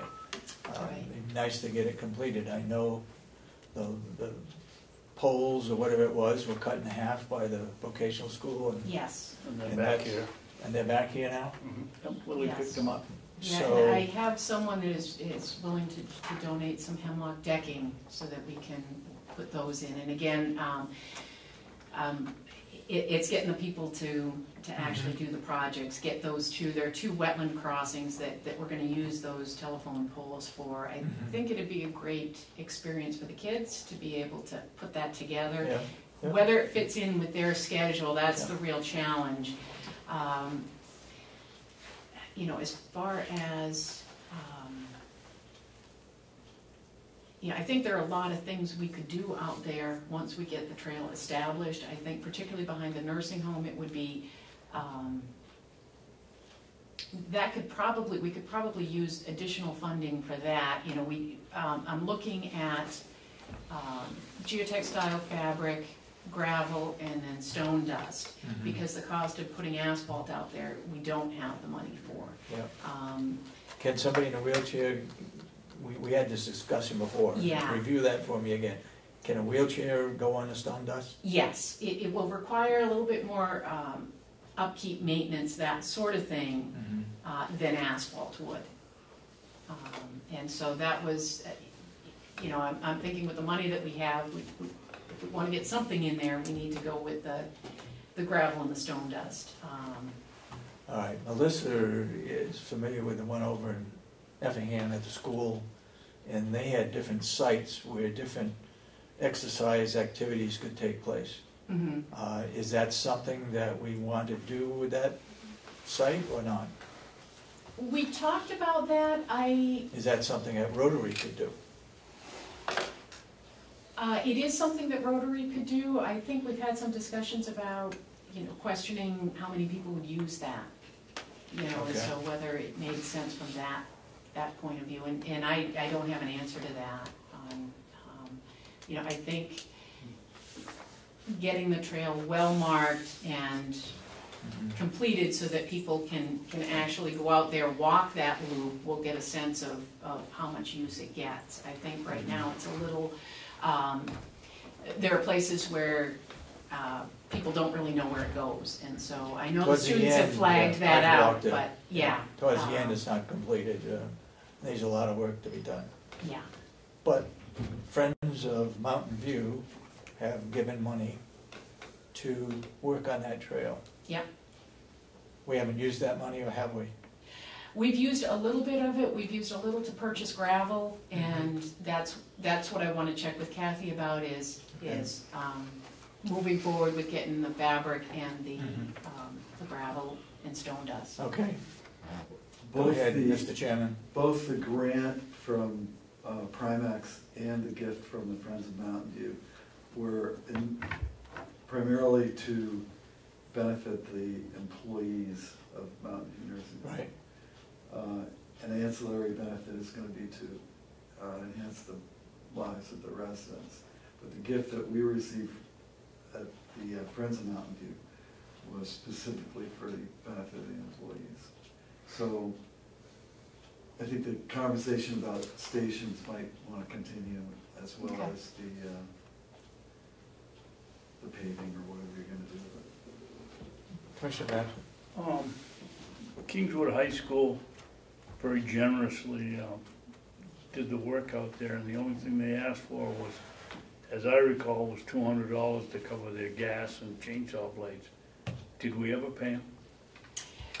They were going to let us know what the gas costs were. They haven't done that, and so I know that when they cut those poles, they went through a number of blades as well, but I don't have a specific number on what the cost of that was. Then I would make a motion that we send them $150 and a thank you note for their for the work that they did, which was extensive.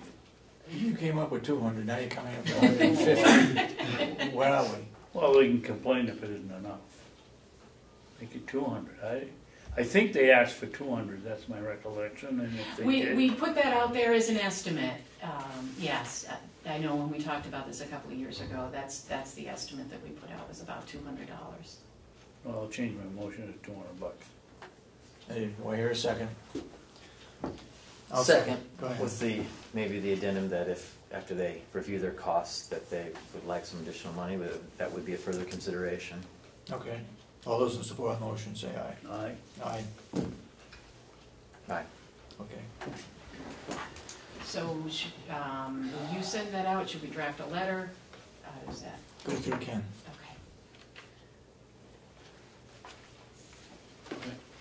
Okay. Okay? Go ahead, Okay. Will. Just a couple quick things of what's been going on at the farm. We just started cutting this morning. I started cutting second crop hay. It's looking okay. I've seen it better, I've seen it worse. So we'll see how that's going. We've got almost all the first cut deliveries done. We're pretty much out of the first cut hay in the barn. I think you'll be taking the rest out today. The garden is looking really good. Just in this last week, we've donated probably over 1,000 pounds of cucumbers to local food banks. Wow. OCC, Wakefield, and Freedom are the three that have come and got some. Commissioner Babson was down, made some phone calls the other day. We called Wolfboro.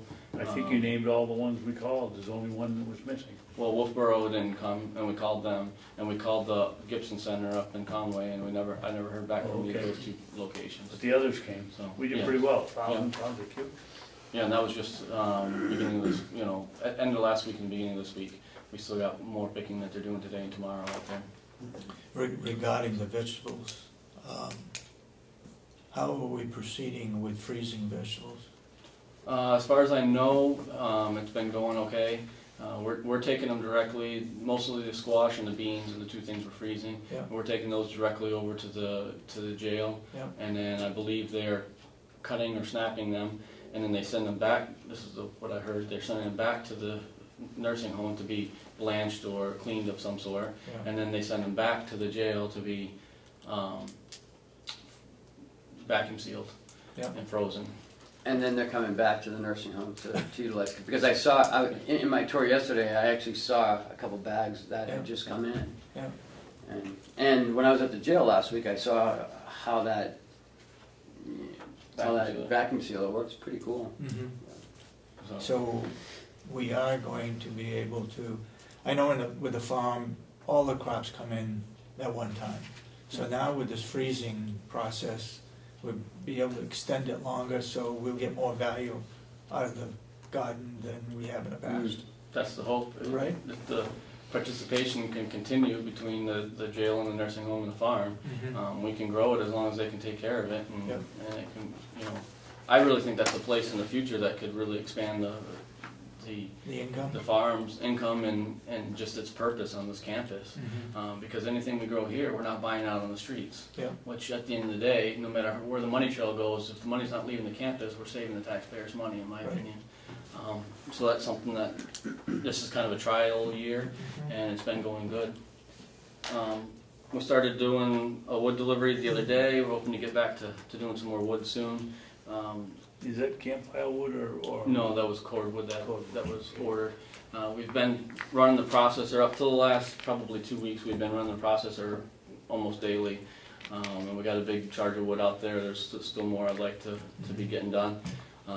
But we've just got so much going on that that's had to stop for right now. Okay. Trying to catch up on the lawns. They've gotten behind us a little bit. We had a dry spell and just have gotten real busy with hay. We're trying to catch back up on those. And the other big thing while we're starting to get behind on things is we're just very low on inmate numbers. The jail's sending us everybody they can. I've talked with Lieutenant Phillips the other day. He's really working on the best he can. They just don't have a lot that qualify to come out. Today, starting tomorrow, I believe we'll have 2 males and 2 females. And out of those, you know, one of the males has a restriction. We can't have them doing too much. So it's really getting hard.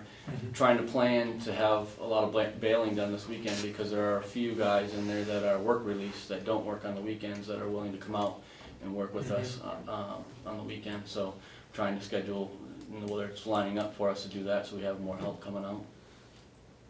But that's going to catch up to us if that, you know, remains because that's a big part of our labor force.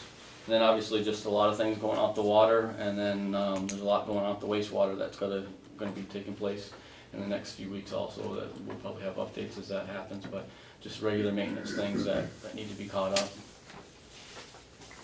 Okay. That's pretty much what's been going on with the farm if there's any questions. All right. Any questions? Only on the water, because we had a recommendation from Representative Cordelli to, I believe it was this item, to cut out the maintenance, which doesn't make much sense, but do you have any way, Will, of projecting what the average maintenance is a year short of an emergency breakdown? I mean, maintenance of the whole campus? No, of the water system. Of the water. He wanted to cut the water system maintenance out or down to nothing, and we can't do that, but we at least ought to know what we could possibly project short of an emergency. My short answer is going to be to you is the whole 3,000 that we budgeted, that we were scripted and scrapped back in March. I mean, that was the bare bones that I could get by for this year, and I got a good feeling the way things are turning out, we're going to blow through all that, and hopefully not more, but I mean, that's a minimum. In years past, we've had a lot more in that line item, and we've gotten cut back significantly on it over the last probably 2-3 years. So I would say, I believe if that's the same line item we're talking about, it should be 081, and it was $3,000 I think in there, 4106,081, and I believe that was 3,000, and we're probably going to be using a good chunk of that. I would like you to pursue the sale of loan, the screening of it and the sale of it, and see if we can't get some income off that. Do we have a shaker? No, A lot of it's been screened. We had someone come in. it's a big pile of weeds right now, but does it all be construction that had their screening plant come in and he screened a pile of it for us? Screened about 1,000 yards, that was probably 4 years ago or so. Yeah. We've used at least a couple hundred yards out of that at least. With filling, just this week for example, we pulled a bunch of rocks out of hayfields and filled holes with it. We use it all over the complex. And so I don't know how much is left out there, but there's still a good pile. I just couldn't give you an exact number, but we can try to That's fit that something in. I think you ought into- to look into, see if we can increase our income. Okay, thank you. Thank you.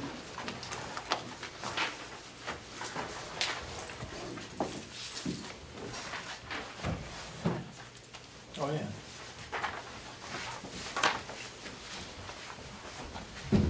Mr. Albee, Mr. Treasurer, Mr. Treasurer, Yes, you have a recommendation.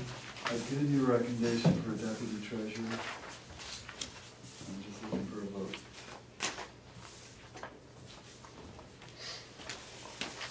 I'll make a motion that we appoint, is That it we, actual that we appoint- accept the recommendation Or from we the accept the treasurer. recommendation, what do we do with this? You accept the recommendation. Yeah, I'll make a motion, we accept the recommendation of our esteemed treasurer. And gave us the name of, brought forward the name of Ann Ayton for deputy treasurer. I'll second it. Any further discussion?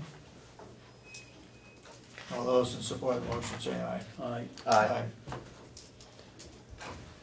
Thank you. Okay, Okay. anything else you want to add?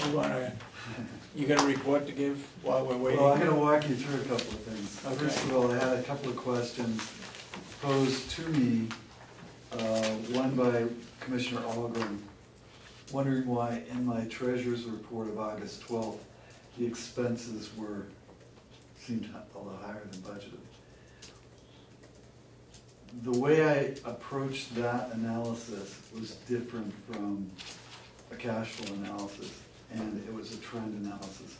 But let's look at the numbers as they stand that we are positive of. One is that we budgeted $28,469,409 for expenses. Okay, can we stipulate to that? That's in I our don't have it in budget, front of it's me. in the budget. Yeah, Okay. DRA told us that we're $907,000 in the red starting the year.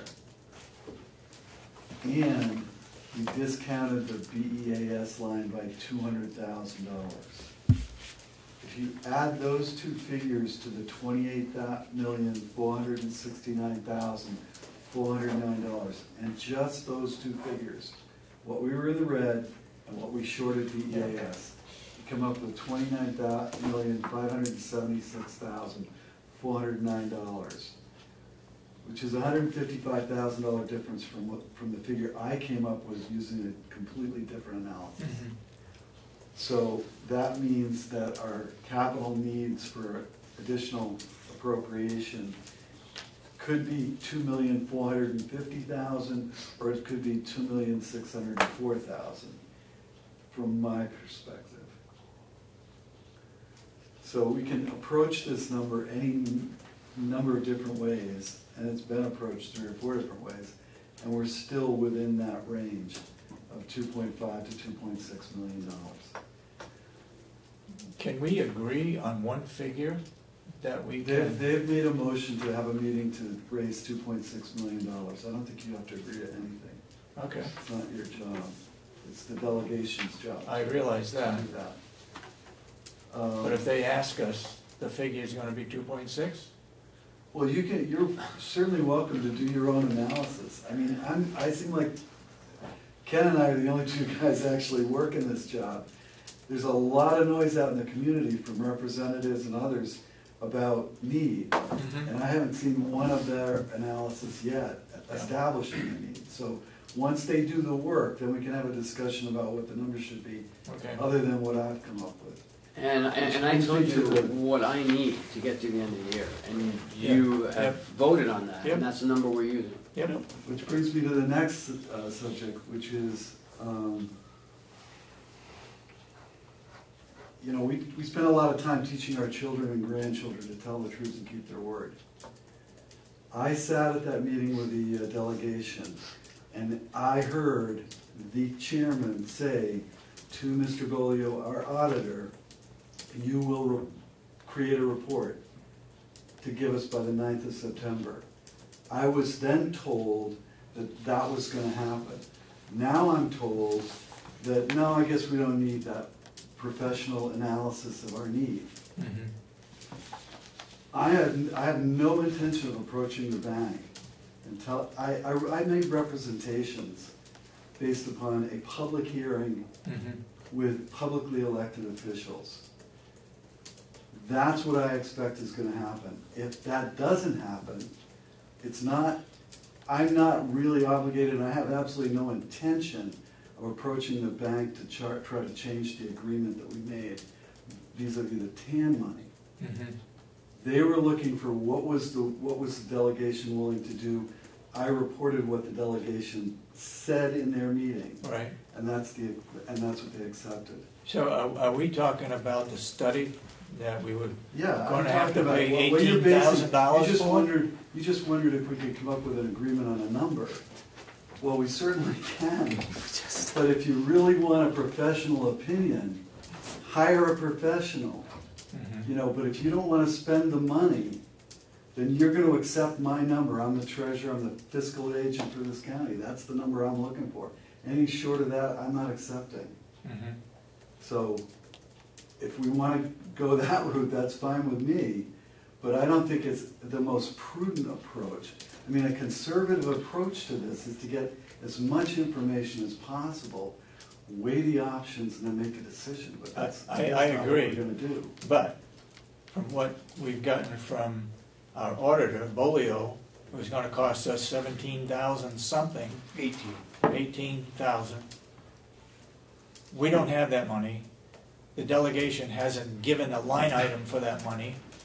So we're caught in the middle here as to the delegation can approve the 18,000 and we can do it, or I don't know what the other option is. You got another option? Well, you do have a money line for extra expenses.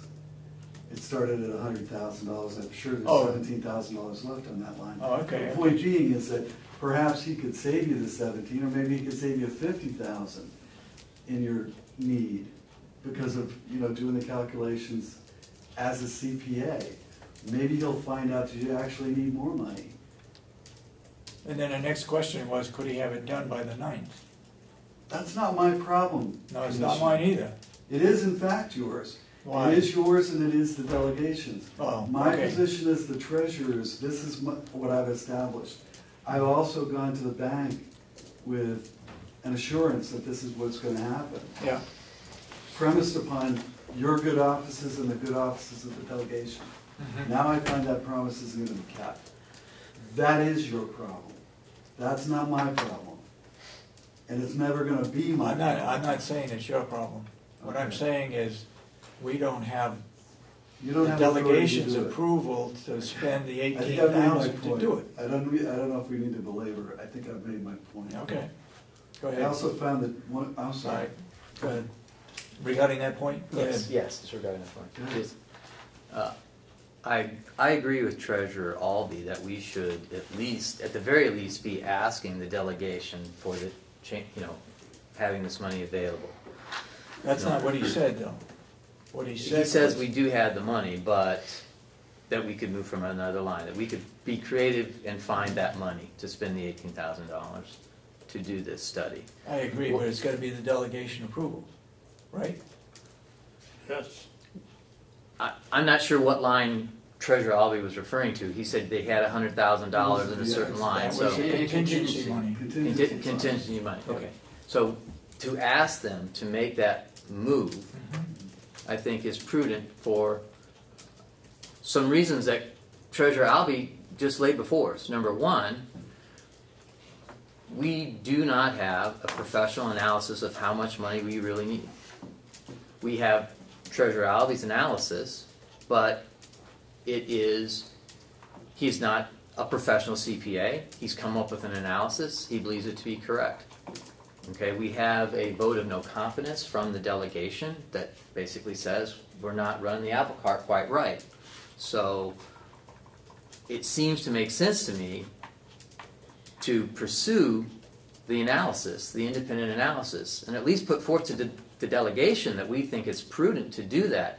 If they don't believe it's prudent, then they can vote not to do it.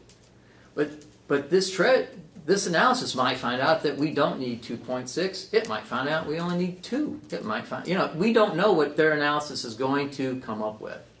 So, based on that premise, it seems reasonable to ask the delegation to allow us to move that money. And if they say no, then I guess they were the ones who are going to go on the numbers that we have.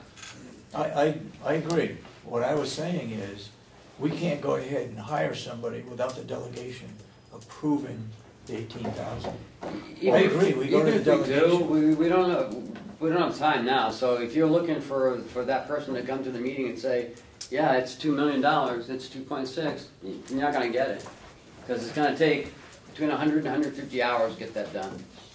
And we have less than 2 weeks. So. Okay, moving on. I did start an analysis and an investigation into the $1.3 million that seems to be the topic of conversation throughout the county at this point in time. You're talking about the bond money, Mr. Treasurer? Yeah. Okay. You were all given this analysis at some point in time. I can make a copy of it for you. You're also given the 5-year debt service analysis at some point. I'm sure I can give you all copies of that. And you know that the debt service analysis went to every member of the delegation. If you look at the other analysis, which is what happened with the bond, and that's the one that illustrates at the bottom 1.387470, $1,387,470. You need to go back up the page to the top. 946,000. Last week. After. $946,587 of that was in the general fund to begin with. Okay, so that wasn't Mountain View Nursing Home bond money. That was what we had in the bank. So when you track all of these numbers down and get to the $1,387,470, only $420,000 of that is actually could be allocated to the Mountain View Nursing Home bond money, not $1.3 million. So we're down to $420,000 there. You did misspeak earlier. I mean,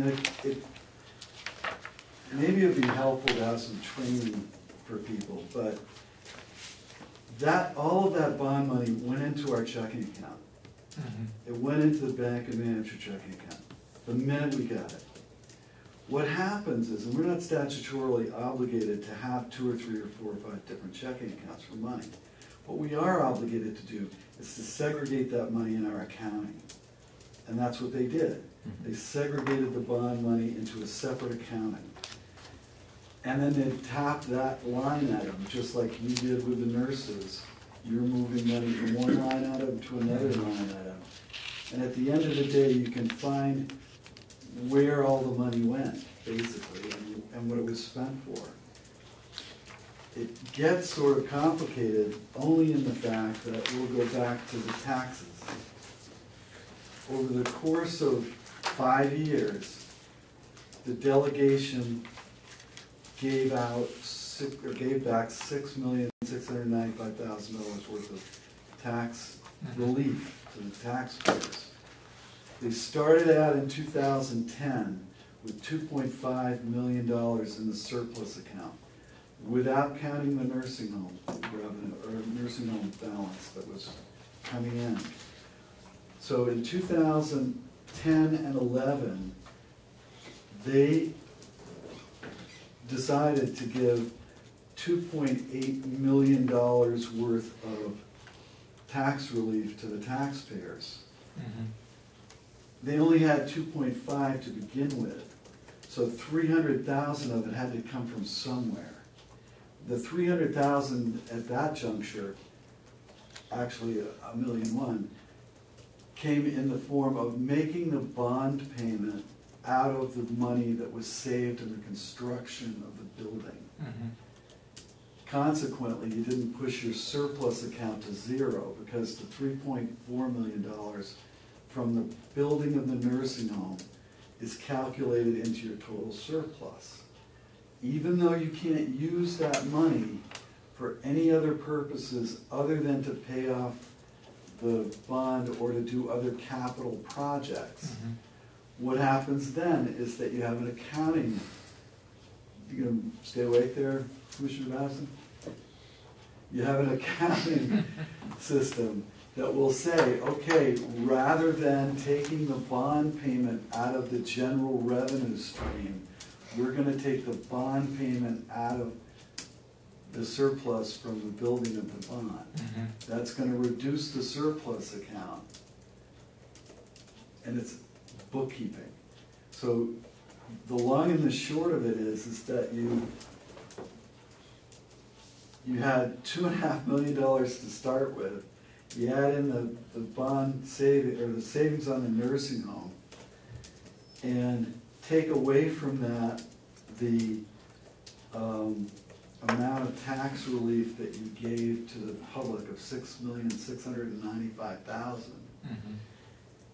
Your total surplus going forward. Plus the payment, right? Well, no, just forget about how we did the payments. Okay. Because those just came out of one pile and went into another pile. But you started with $6,760,000 in surplus. And you gave out $6,695,000 worth of tax relief to the taxpayers. And in addition to that, which puts you $381,000 upside down, you paid out more than you took in. More surplus went out than you had. In addition to that, you spent over $500,000 removing 2 wings from the old nursing home. That, surprisingly enough, adds up to $907,552, which I believe is pretty close to the number that DRA said we were in the hole coming into 15. So when you approach these problems from 4 or 5 different angles, and you always come up with the same number, that's, I mean, I don't know how else you can do this. So you're $907,000 upside down going into the year. You've got a $200,000 shortage on the BEAS line. And then if you move over to the revenue side, you've overestimated the revenue 2 years running. And that's where you get your $2.6 million. I mean, it's pretty self-evident. And nothing short of that is going to satisfy. I mean, I spent over 45 minutes on the phone with the bond company that secures our bond for the new nursing home, which is $20+ million. They're more than willing to send up representatives from New York City if we need convincing that the county needs to be solvent. They need to fix this problem with cash. There was some question about borrowing the money to satisfy part of this. And I'm not going to make a lot of inquiries about that until I get a vote from somewhere, and that would have to be from the delegation. But you got to understand that if you're currently starting the year in the red, you're still in the red now, and you're unwilling to raise the revenue to satisfy that need, the lenders, if they would lend to you, are going to charge you an awful lot of interest. So now what you've done is you've increased the expense To the not only, taxpayers. and you've put off till tomorrow paying the debt you owe today. I mean, I'm not certain it's the most fiscally conservative way to do this. I mean, you have to, at some point in time, pay your bills. Which brings me to my last point. The other statements that I've seen on some of the internet conversations with selectmen have revolved around, and they weren't long conversations, and I have to say it was mostly the selectmen, not the representatives, but of the taxes deferring payment of their, or the towns deferring payment of their taxes until this problem is solved. In my mind, the problem's solved. And secondly, I want to put it on the record, and obviously they watch this as much as anybody else. They're liable for a 10% tax penalty if they don't pay. So from December 17th forward, my office will be charging 10% on any unpaid taxes. I mean, I think we all have to be grown-ups about this. They have an obligation to support the services in the county at the rate that the delegations set forward, and that's the bill. So, I mean, I don't know that we've ever charged any town anything, but I'm certainly not gonna start getting pushed around on this deal. I think we need to start acting like grown-ups, and if we need $2.6 million, and that requires an additional taxation of 18 cents or whatever it works out to be, then that's what it is. That's the bill you have to pay. I mean, it's gonna cost me just as much as it's gonna cost the next guy. Well, I think if you look at, from the taxpayer's point of view, over the last 5 or 6 years, we gave them back almost $7 million. Right. So they weren't paying the bill then because we were offsetting the tax rate by that amount. Right, I'm not in favor of keeping big, I mean, there's one county that I guess has lots of money in their surplus, so they don't have to have a TAN borrowing. I mean, I'm not a real fan of keeping taxpayers' money in a bank account. I mean, but that said, this is just, whether it's poor information given to the delegation or poor decision-making by the delegation, doesn't matter at this juncture. We're $6 million, or $6.7 million given back in tax refund or tax abatements, and they didn't have the money to spend. And my calculations, I haven't even gotten into what we should have for surplus. Yeah, this is just to get us back At the end even. of this year, we can calculate where we are, and then in 2016, establish some sort of program going forward to reestablish our 5 or 8% or 8% surplus that we should have. The other, and I'm not going to belabor this whole thing, but there was some question or some notion of borrowing the TAN money twice a year, brought up by someone, and I don't know who it was, but that idea was brought to me, and I said, well, first of all, you're not going to get the beneficial interest rate of borrowing once a year versus twice a year. You're going to have to renegotiate it twice a year. Secondly, we don't take the TAN money out in one big lump sum in January. We take it out as we need it. That's why the bank had the ability to freeze what was left.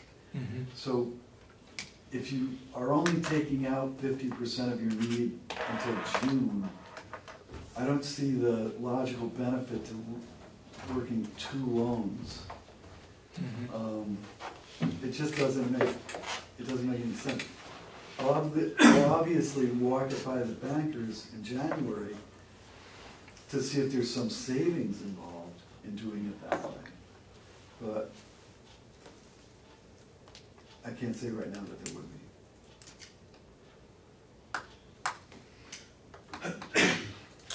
be. Go ahead. Thank you. Thank you, Treasurer Alvey. I just, unfortunately, am would like to see a copy of what you're referencing, just because I don't believe I have that information. Okay, I have it right here. I mean, I have one copy. I'll go downstairs and make you a copy. Perfect. Okay. But, so I'd like to see that. I would like to see those numbers, so it's hard for me. I may have received it from in an email, but it wasn't in front of me.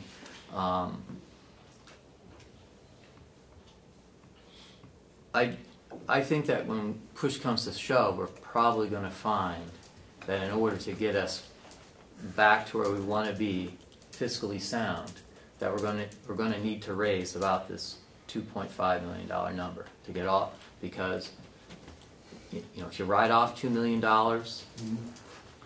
that you thought you had in surplus operating expenses, then there's cash you never collected. So there's $2 million right there, if that's... Just to enlighten on that, I couldn't find a vote anywhere of the commissioners where they voted to write that money off. No. The auditor can't sua sponte write off anything. They have to recommend the write-off. and then you have to decide to write that money off. Cool. So the 2.5 receivables is just in our auditing procedure. None of my numbers have anything to do with that receivable number. That's not in my calculations at all, just so you know where I'm coming from. Fine. Okay. Thank you. So, but the point of this $2.5 million that's listed as receivables for the nursing home, okay? We've accrued that as revenue.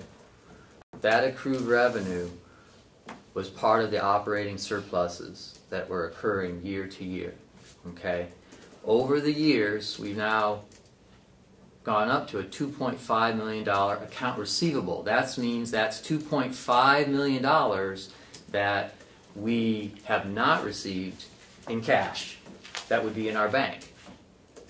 Okay, so if we are now saying that $2.5 million is no longer receivable, which there is some debate about how much of that is bad debt and how much we will get. But that amount of money is what we're short on cash flow. That is the differential. What we had in our receivables is part of what we would consider our operating surplus. So Those are two different things. Go ahead. No, I agree with you. But if we carry your analysis to its logical conclusion, then you should be voting on $5 million. I mean, Representative Comeau's statement about 5 is probably closer to correct. But that's putting yourself back into a situation where you have $2.5 million worth of surplus. Mm-hmm. Because you can't, surplus is one number, operating capital and needs is another number, and so you draw out a surplus to satisfy over here. yes, I think you're absolutely right to take that into account, but that's not where I came up with the $2.6 million, just so you know. okay. So I look forward to reviewing the 2.6. I do believe we'll come to the same conclusion, numbers-wise, as we're just coming at it from two different perspectives. So I look forward to seeing those numbers. And I do look forward to having having the accountants review these numbers to establish what our cash flow needs are. That is, as you mentioned, you're advocating that, and I agree with you. We should be advocating to have someone else look at it for the reasons I previously stated. I agree. What the public is looking for, what the delegation is looking for. That's, and perhaps what the bank would like to see, we don't know. But from those perspectives, I advocate that we try to get, even if it is late, that's where we're at, is trying to get somebody here to tell us the right number. In your opinion, would a local CPA be able to do that kind of a thing? I honestly don't know. It's a skill. It's asking a general practitioner to do, an eye exam. I mean, they all know this medicine, but auditors are a specialist. Let me ask it another way. Would you, in your opinion, want to have Bulio I don't mind who does it. I really don't. And, I may disagree with Folio's positions on certain things, but I disagree with lawyers about their position on some of the laws. I mean, it's okay to disagree. It's not a perfect science. And he's certainly qualified to do it. So I just have a problem with him doing the financials and doing the audits and now doing another thing that is going to cost us more money for him, whether a local CPA or somebody doing it might be another eye at looking at it. Yeah, I mean, in an ideal world, you'd have a disinterested third party do it. This is not an ideal world. You've got a date certain when we're gonna have a meeting. I mean, at some point in time, we have to stop dithering around, we have to make decisions, and if that's what we need, then that's what we should get. I mean, as far as the auditors are concerned, it's just who can do the job and get it done. And if it's Bolio, it's Bolio. I don't have any bone to pick with any of them. Well, I just don't, I feel uncomfortable going into that meeting on the 9th, unless there's some assurances from the delegation that they're just gonna do a, vote yea or nay on the $2.6 million and, move on. I mean, if there's gonna be significant discussion about it, then let's bring in a professional. The DRA was unwilling to come in, although I'm sure they're gonna have their work done and it will be available, but they're not gonna defend it. So what do you got? that's not their responsibility. It's actually not even mine statutorily. I gave you a report, that's all you need. I mean, I'll certainly stand up and say that's my report, but if you wanna get some different number, I mean, if there's some notion in the delegation that they wanna do 1.3 and that's more comfortable for the taxpayers, then do something to create that number. I mean, do an analysis to create it. I don't know how they will, but. I haven't seen anything that. No, there's a lot of talk and not a lot of work. And I think somebody on that end of the deal has to start working if they want to change something. And there's not a lot of time, because once September 9th gets here and they make a decision, that's what they have to live with. And whatever happens is going to be on the delegation, because it's their responsibility. Yeah, and it's their vote. And I've made it known internally, but if there is no move to raise this money at the next meeting, then any tax money that comes in here, I will segregate into a separate checking account as the treasurer. Because that TAN borrowing is going to get paid. That obligation is going to get paid. So, and we'll have no access to it. And you're not going to have access to any of that. All right. Is there one way of handling this to make a transfer of money of the 18, 17, whatever it is, $1,000, a transfer, and get it approved by the executive committee of the delegation as soon as possible and have it done? Is that one way of doing it? Well, I don't understand what you said. You said 17,000. Oh, for the audit. For the audit. I mean, for the financial forecast. Yeah. That, I mean, we don't have a line item, but if they approve it, we'll take it out of the contingency money, that 100,000 that we started with is now down to 80. 80, okay. So we do have the 18,000 there that we could take it from if they approve it. Just wanted clarification. Looking at the minutes from the delegation meeting, and I have that Representative Umberger said the commissioners agreed that by September 30th, they will have developed a long-range plan, including the possible restructuring of the old nursing home, of the nursing home bond. So I see September 30th is my date, not September 9th, and I just wanted to make sure that my... No, September 30th is the agreement that I made with her to have a long-range plan, how to bring the county forward, which will include a lot of the performance audit recommendations. And that is separate from... That is separate from this. This has nothing to do with this. And the DRA Assistant Commissioner, Gutierrez, when she spoke, she said that there's a serious cash flow financial issue that needs to be addressed immediately, but hiring professionals and contractors should be part of a long-range plan. So is it necessary to have that financial forecast done in a rush right today, when you've had half a dozen people tell you what your cash flow needs are for the end of the year? And they've all come within the same very close range. That's what we've been saying. That I just don't know. So not really much, because Sure, if you ask, I let's- was just, yeah. I got my clarification, thank you. Sooner or later, we gotta have it done, I guess, from my point of view. And if we put in a request for a transfer of money and get it started, maybe it can't be done by the 9th, but I can tell you now, it can't. it can be. No, we've already passed that. And I called four or five different CPAs on Friday,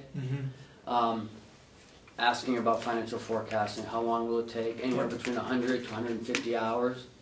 And some couldn't even get on it now because of other jobs they're working on, the smaller firms. The larger firms could.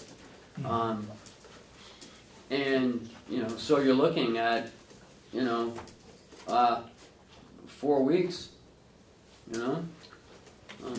And that's if they dedicate it every day. And you can't wait until the 30th, because you have to set the tax rate for that. And you have to notify the towns, or go through DRA, and the DRA notifies the towns. And that September 30th date is just when we met with DRA, that you just were able to short-term plan to fix the current cash flow issue, and a long-range plan, which is flexible, because if I feel I can't get that done by September 30th, then I'll just tell the, you know, the chairman, and they will allow me to move it back further. So that, but that's, that long-range plan has nothing to do with what we're going through now, just what we're gonna be looking at next year. And then if you want the process to go out to bid to get the financial forecast done, you've added another 2 weeks to this. Oh, So 3 you're- weeks anyway, Another yeah. 30 days. Yeah, so you're at the middle of October before, and then you're in budget season. Well, that's a good question. It's over 5,000, has to go out for bid, unless we went with Bulio.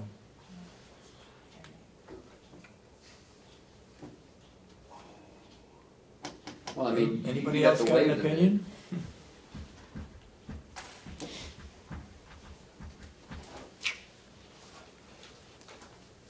Go ahead, Ed. Representative. Has there ever been an instance where any governmental agency in this state ran on just a continuing resolution type of issue, where in this crisis mode? You're doing that at the state right now. I mean, just in this critical juncture, is there a way for us to keep functioning, keep the cash flow moving, but then also correct our errors at the same time? Because it seems like we're going by We don't have any steps. cash. We don't have any money. Continuing resolution. That's essentially what you're doing. What we're doing. I guess it's not called a continuing resolution, it's essentially the action. You're saying, okay, we need to increase out the taxes or whatever by $2.6 million in September, but you're gonna go right into the budget season in 2016 and have the final numbers for 15 and have the surplus available or not available number as of January 1st. You're gonna have all of that to look at in March. So whatever happened as vis-a-vis the tax rate and the county needs in 2015 is gonna be over with. And you're gonna create the 2016 budget on that new information. So it's kind of like a continuing resolution. Well, it's continuing from January 1 till March 31st, based on previous year's budget. That's just that's just the way you operate. Okay, anybody else got any other ideas? Well, I guess if I may, I guess my question is, would the work of this cash flow analysis and the work that they did to establish where we are at in cash, how we got there, and what we need to go do moving forward, is that going to help us prepare the budget for next year? I mean, I think that's really what we need to know. We need to get good hard numbers, so our planning phase, which is coming right up, we have solid information so that we can, move forward on that planning. I mean, if it's... Who's they? you said they created the cash flow, they, The independent accounting firm that would come in to establish why, to establish that we have a shortage of cash flow, they would also have to establish why our cash is short. And we might get some resolution as to, where the bond money went to, how it was allocated, the surplus monies, the yearly surplus monies that are going into the account versus what's being withdrawn from the account to the delegation to reduce taxes, that they would be able to give us that report, to give us that knowledge, to see where we're at for planning in the future. I don't think it's a huge leap to think that this $2.6 million is far off, one way or the other. If that's not a huge leap, just based on 1.8 that we haven't gotten in receivables, and another 900,000 in the deficit from last fiscal year, which I haven't seen yet in hard numbers. I mean, right there is around 2.6. So even from where I sit, I can still feel that, okay, that number feels about right. But is that what we want, or do we want someone to come in and tell us exactly where we are and what we should do planning-wise to move forward? That's the real question. I mean, whether beyond the supplemental budget or not, do we need some people to come in, say, okay, this is really where you're at, and this is why you're having this cash flow problem. Here's how much money you need to correct it and get your fund balance where it needs to be for DRA to be happy. Isn't that? I think you can accomplish that. This would just be a suggestion. You need to hopefully we've gotten back into regular audits, but put the bid out now for an audit for 2015 that would start January 30th when the books close. And you need it done by March 1st or whatever time the delegation's meeting. And make part of that audit an analysis of what happened in 2015 to put us in this position, where we started, and if they have to go in. Hopefully by then, Bolio will have finished 14. So now we have all those audits done, and the next person or whoever you hire for the 15 audit would have that material to look at, as well as the actions of 2015, and just expand the requirement of that auditor to do that extra little bit of work so that they can give you that explanation of how you got there, why you got there, what you're going to do about it. I think that's the plan. It's going to be pretty apparent January 1st or somewhere in the time of January exactly where we are in the surplus, exactly where we are with expenses and revenues. So that part of it will be answered. I think the plan is that as soon as Bolio completes the 14, then we'll be putting it out for bid. We've got names of other companies that we put it out to as well, and do exactly what you're talking about. But that is an expense in 2015. yeah. okay, anybody got any other ideas? Do we want to do that analysis with Bolio for $18,000? And if so, we put in a transfer to the executive committee of delegation to get their approval? Is that the way we want to go, or do you got some other ideas?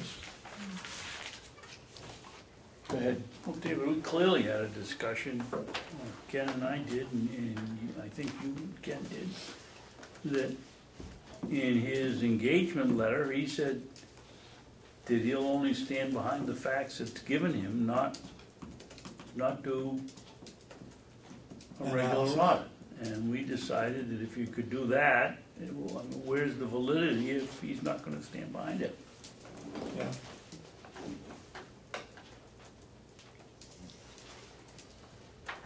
What do you think, Mr. Treasurer? My powers are limited as treasurer. I only am concerned that we get through the 9th of September with some sort of reasonable accommodation for the problem. Well, you said you were the one that had to go to the bank and you Well, I wanted did to carry it. I made representations to the bank. I won't go to the bank again until after the 9th of September. May I finish? Go ahead. My question? Mr. Treasurer, you're the one that said you were going to the bank. What is your feeling about the bank looking at a piece of paper that says, we're not sure these figures are accurate? How is that gonna help you? What's a financial forecast? He says in his engagement letter, it's only good as the figures we give him. It's not gonna be anything done in an audit process. How will that help you if you go to the bank, if the bank reads it? I'm not gonna visit the bank until after the delegation's made some determination about what they're gonna do. I'm not gonna continually have conversations. I think that just makes them, I mean, it would make me crazy or nervous, but it certainly doesn't help our relationship. But their assumption is that we're all grown-ups and we're gonna do the grown-up thing. And I'm gonna leave them with that assumption until things turn out wrong, but I'm sure they're gonna turn out just fine. Okay. But I didn't make a short answer, but I won't talk to them again until after the 9th. I don't think there's need to. So I haven't heard any other suggestions as to how do we get information for the 9th. I guess we continue on the way we are. I've suggested that we make a transfer, get it passed by the, if they would pass it, and then we can get moving on a Financial forecast? financial forecast. But that doesn't give you, get you to the 9th. No, it doesn't, it doesn't. That's I think we have to realize that now. Okay. So then, is there still a benefit? If we go out for a bid for a firm, right after we get Bulio's final report, and get started on a new one the 1st of January. I recommend that we go out to bid before that, 1st of January. I think we should lock them in and have them start on January 30th. That's what I'm saying. As soon as we get the final report from Bulio, which would be in October or the end of October, November, we go out for a bid, send it out again for a bid for 2016 or 2015 audit. Is that a motion? Yeah, I could make a motion. I'll make a motion. Somebody want a If second? that was a motion, I'll second it. All right. All right, let's review the motion Okay. now. As soon as the 14 audit is in. 14 audit is completed, we then go out for a bid for the 2015 audit Right. immediately after that. And then that gets started the 1st of January. Well, Is that I what like- we're I like- saying? Is that what we're saying? Well, I think, but it doesn't, I don't really think necessarily that it's, putting it out for bid is contingent upon when 14 is complete. I think we want to put it out to bid such that the bidding process will be completed and the auditors can get to work at the beginning of January. I think that it's a treasure. well, they don't close it out till the end of January. So They can get to It'll work. be yeah. They can do a get to lot of work. They can, they're, so And the process, do you have an ending date it has to be ready by? That The audit be done? The audit be done by? Before, No, I think we can put that in the bid specifications.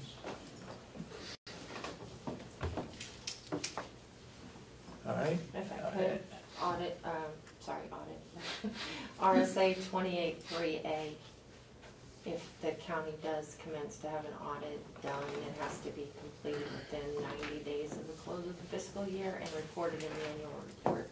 Yep, So okay. March, just, that was mentioned. Which the is other too day. bad because it doesn't help the delegation with our next year's budget. Well, you could have it done earlier. They might get it done sooner, Okay. but that's, I think the point, if I might Yeah, speak, yeah. is the whole point of your motion is to get this ball rolling, so we're not getting the information after. We're trying to get the information as soon as reasonably possible, so we have good information, so that people can rely on. And we write up the bids, then we put in a closing date as to when it needs to be finished. Okay? Everybody clear? Yep. All those in support of the motion say aye. Aye. Aye. Then, so voted. Should we move to public input and then we'll get Tom in here? Yeah. Are we all done, Mr. Yeah, we're Treasurer? done. Okay. All right, let's move into public input. Go ahead, I Dan. got a bunch. Has the delegation produced an agenda for the 9th meeting? Because all I've seen is the public posting that doesn't have a. Just with what's been in the paper Okay. that I've seen. I'm wondering if the bank, well, at least that, what, 2.3 million, did that cover the nonprofits? Have we gotten to figure that out yet? I have authorized the quarterly payments of the nonprofits. Oh, excellent. I'm also kind of wondering if there's discussion about having the hearing on the 3rd or the 2nd, but it got bumped out to the 9th, if that's causing any additional cash flow issue. No. And so there's no motion about transferring the funds on the forecast. So we're going to go without the forecast, at least for the 9th. Right, for now. Okay. I wasn't clear on why we wouldn't want to do it, wouldn't want to at least put in the request. Well, if you can't get it done and it comes in late, it's either gonna make some people disappointed or some people happy with whatever they did on the 9th. It isn't gonna change anything on the 9th. No question, if we could have it done by the 9th, that would be the direction to go. But he can't get it done by the 9th now. Right. Okay, further input? Yes, got a few questions. Thank you. I'm just, Chip, maybe you can chime in the clarification of what the report. So you did an you said, I have a number, you're providing a number. You did your analysis, and you did come up with 2,450,000, and then you said right after that 2,604,000, and Chairman Sorensen said, do you have one number? So what is your one number? The number is $2.6 million. 2.6. What I did was, and I believe it was Commissioner Ahlgren, who questioned the expenses on my treasurer's report from August 12th being higher than were on the budget. So I took the budgeted expenses from the budget and only added to them the amount that we were underwater January 1st, the $907,000, and the $200,000 worth of shortage on the BEAS line, and came up to within 150,000 of the 2.6. So. Okay, so if the only number, if hypothetically, the only number that is provided to the delegation on September 9th is your number, then it would be 2,604,000, X number of dollars. Yeah. Okay. Yeah. Now my question, I keep going a little bit, is that on the 19th at this meeting last week, the commissioners talked about forecasting financial statements for 17.5 from Bolio. And then you said today that you, if I'm correct, that you promised the bank that a report would be done. No. So you said that Karen Bolio would, at the meeting on the 17th, Karen Umber, you said that she said that a report needs to be done by Bolio. And then that you found out since then that that's not going to be done. Right. Okay. What report is she talking about? The forecasting financial statements or the analysis to get to 2.6? Yeah, I'm just trying to... Okay, my understanding, and one of the bullet points on the letter to the bank that I made was that there would be a professional analysis done. to arrive to the 2.6 or? Yeah, to justify the 2.6 or whatever number they Right, whatever. come up with. So They have to come up with the number that needs to be raised in taxes or not at the, Right. at the September 9th meeting. That there would be some professional analysis done other than mine Right. and the administrators. So is that the exact same thing then? 17.5 forecasting financial statements. Is that different than the analysis to arrive at 2.6 million? Are those two things different, or are they the same thing? That's what I'm confused about, what you said, Umberger said would be done. Well, no, that was a separate portion of the meeting. I don't have a copy of the minutes. Okay. But there were two different discussions happening at that point with, Okay. you know, one was, what are you gonna do between now and the 9th? It was my understanding we were gonna get an analysis. The other was, Right. you know, a forecasting. Okay, so that's what I'm driving at, is that I mean, that the commissioners are debating whether to come up with the 17.5, that's what you said last week, or 18, you're saying this week, for the rest of the year. But your analysis, but then there's the question. No. The 17.5 was to do an analysis due on the 9th. Okay. Okay. Okay, that was not what was said. That was in the minute, I have the notes, but it's fine. Yeah. So there's really two financial issues. One is somebody professionally gonna come up with a number for the 9th? You've come up with 2.6 million. That's one issue. And then another issue is. And our administrator has come up with a different And that's right, he analysis. provided information, which you guys corroborated. Right. So there's that number. And then there is a whole separate thing, which is forecasting financial statements for the rest of the year for 17.5 or 18. Those are two separate things? Is that correct? Not in my mind, yeah. They're not, okay. No, I mean, I read what Bolio did for an offer. I mean, and it was to deliver on the 9th some sort of a statement as to need. Was that true? He's not delivered on the 9th? If I were to talk to him last week, yeah, remember, because we had to make a decision. Right. He would try to get it done. Yeah, he said he'd try. He didn't say And he'd get it. that becomes negotiation of, no, you get it done by the 9th or you don't get paid. But it's all moot at this point in time anyway. Yeah, because right. there isn't time enough to do it. Do you feel the bank would be satisfied, do you feel the bank would continue to be comfortable and be satisfied with only your analysis so far? You seem to say no. No, I'm not saying no at all. Okay. What I'm saying is that once again, the delegation's painting itself into a corner.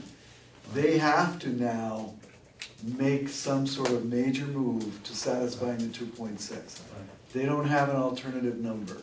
If they do less than that, now we have a problem. Right, according to your number. Because they can't justify anything less than 2.6. They haven't done the work. They haven't had a professional do the work. Right. So anything less than 2.6 is gonna make a lot of people nervous. I don't have any idea what they'll do. All I'm saying is that the delegation hasn't done its due diligence and has effectively painted themselves into a $2.6 million corner if they had any intention of doing anything less than that. Because they have no professionally created number. They have nothing created to Right. make that position viable. Right, they can't come out and say 2.1 or 1.4 because they haven't come up with any number. I mean, I'm from a professional gonna CPA. be at the meeting, if they come back with 2.1 because there's gonna be $500,000 worth of budget Right. alterations or cuts or whatever, I mean, obviously that's gonna work. Yeah. But if they come back with 1.3, Right. I'll just sit there with my mouth shut if I can. Right. And, you know, because it isn't gonna work. But Ken has already done some work to come to the realization that Ken, the commissioners, and you collectively cannot come up with a professional CPA created number. Is that correct? That's correct. And it's 100, 150 hours. So the commissioners and you and Ken are gonna go to the September 9th meeting without a professional CPA created number. Your analysis, you did a lot of work, that was awesome. Okay, You know, don't take that the wrong way. I don't take anything the wrong way. Okay, Let's just make sure we understand how the players move here. yeah. It's not their obligation to come up with a professional analysis of the 2.6. They don't set the budget. The delegation does that. Right. It was my obligation as treasurer to establish what I feel is the need. Right. I did that. It's the delegation's obligation, if they question my numbers, Right. to do the due diligence. But the exercise of having the commissioners hire this person really is only because they manage the funds of the county. They can write a check, and the delegation can't. But it's really the delegation who needs this work done. It's not the commissioners. Okay, but the commissioners are asking for They're not. the money. They are asking. They're asking for, No, we for a didn't. supplemental budget. Yeah. Well, yes. No, We no, did. they're not asking for a supplemental budget as much, well, Yes, they are. we did. Okay. We sent a letter in for supplemental budget. Okay. We did. Was there that's right. Was there a figure put in that letter? I remember. Yes, it was. Yes. It was 2 million. It was 2. At that time, it was 2 million. So, Mr. Comeau, maybe you could answer, is the delegation in the process of coming up with a professionally CPA generated number? To your knowledge? I don't know. Yeah. I think we're getting beyond what we're talking about here, the commissioners meeting. I'm sorry? I say, I think we're getting beyond what we need to discuss at a commissioners meeting. Okay, I appreciate If you want to talk with him later, if he can help you, that's Yeah, fine. he appreciates that. Um, I guess a couple of other questions that. Make them quick. Okay. The Delegate Cordelli, 346,000 in cuts, has the commissioners discussed that or communicated with? It's under review. We thank him for his, presentation, and I've been looking at it. But at this time, the cuts that I made are the cuts that have been submitted to the commissioners, and that's what they're going. And we approved those cuts. Right, you met with departments. And the morning meeting time, I know last week we spoke about the fact that the commissioners and Ken and everyone was willing to meet at night. Was that Ken, was that communicated to Chairman Umberger that? She put that out to the delegation. Put it to the in an email. delegation. And they came back with September 9th at 10 a.m. 10 o'clock. But you had communicated that everyone was willing to meet at night? I have, and other members of the delegation I hear as well, so. Okay, thank you. I just have Yes. maybe a clarification. The sheriff, when he was in here, he was talking about the grant. And he talked about one of the EMS services maybe applying also for part of that grant. Did I hear that right? And then they were looking at the rest of it, part of phase 1 or something like that? He talked about, what do they call it, the Ossipee Valley Mutual Aid, picking up a cost of something. Mm-hmm.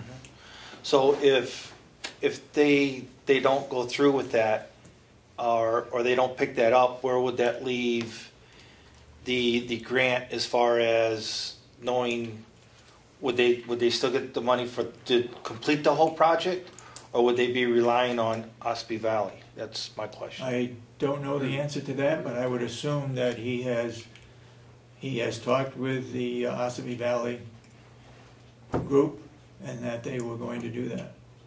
Okay. I'm assuming that. Yeah, I just wanted to make sure that, we're doing that. I didn't want the infrastructure of the county start falling apart because we're relying on someone else and then they don't follow through or something else. Mm-hmm. Okay, thank you. Okay, Damon?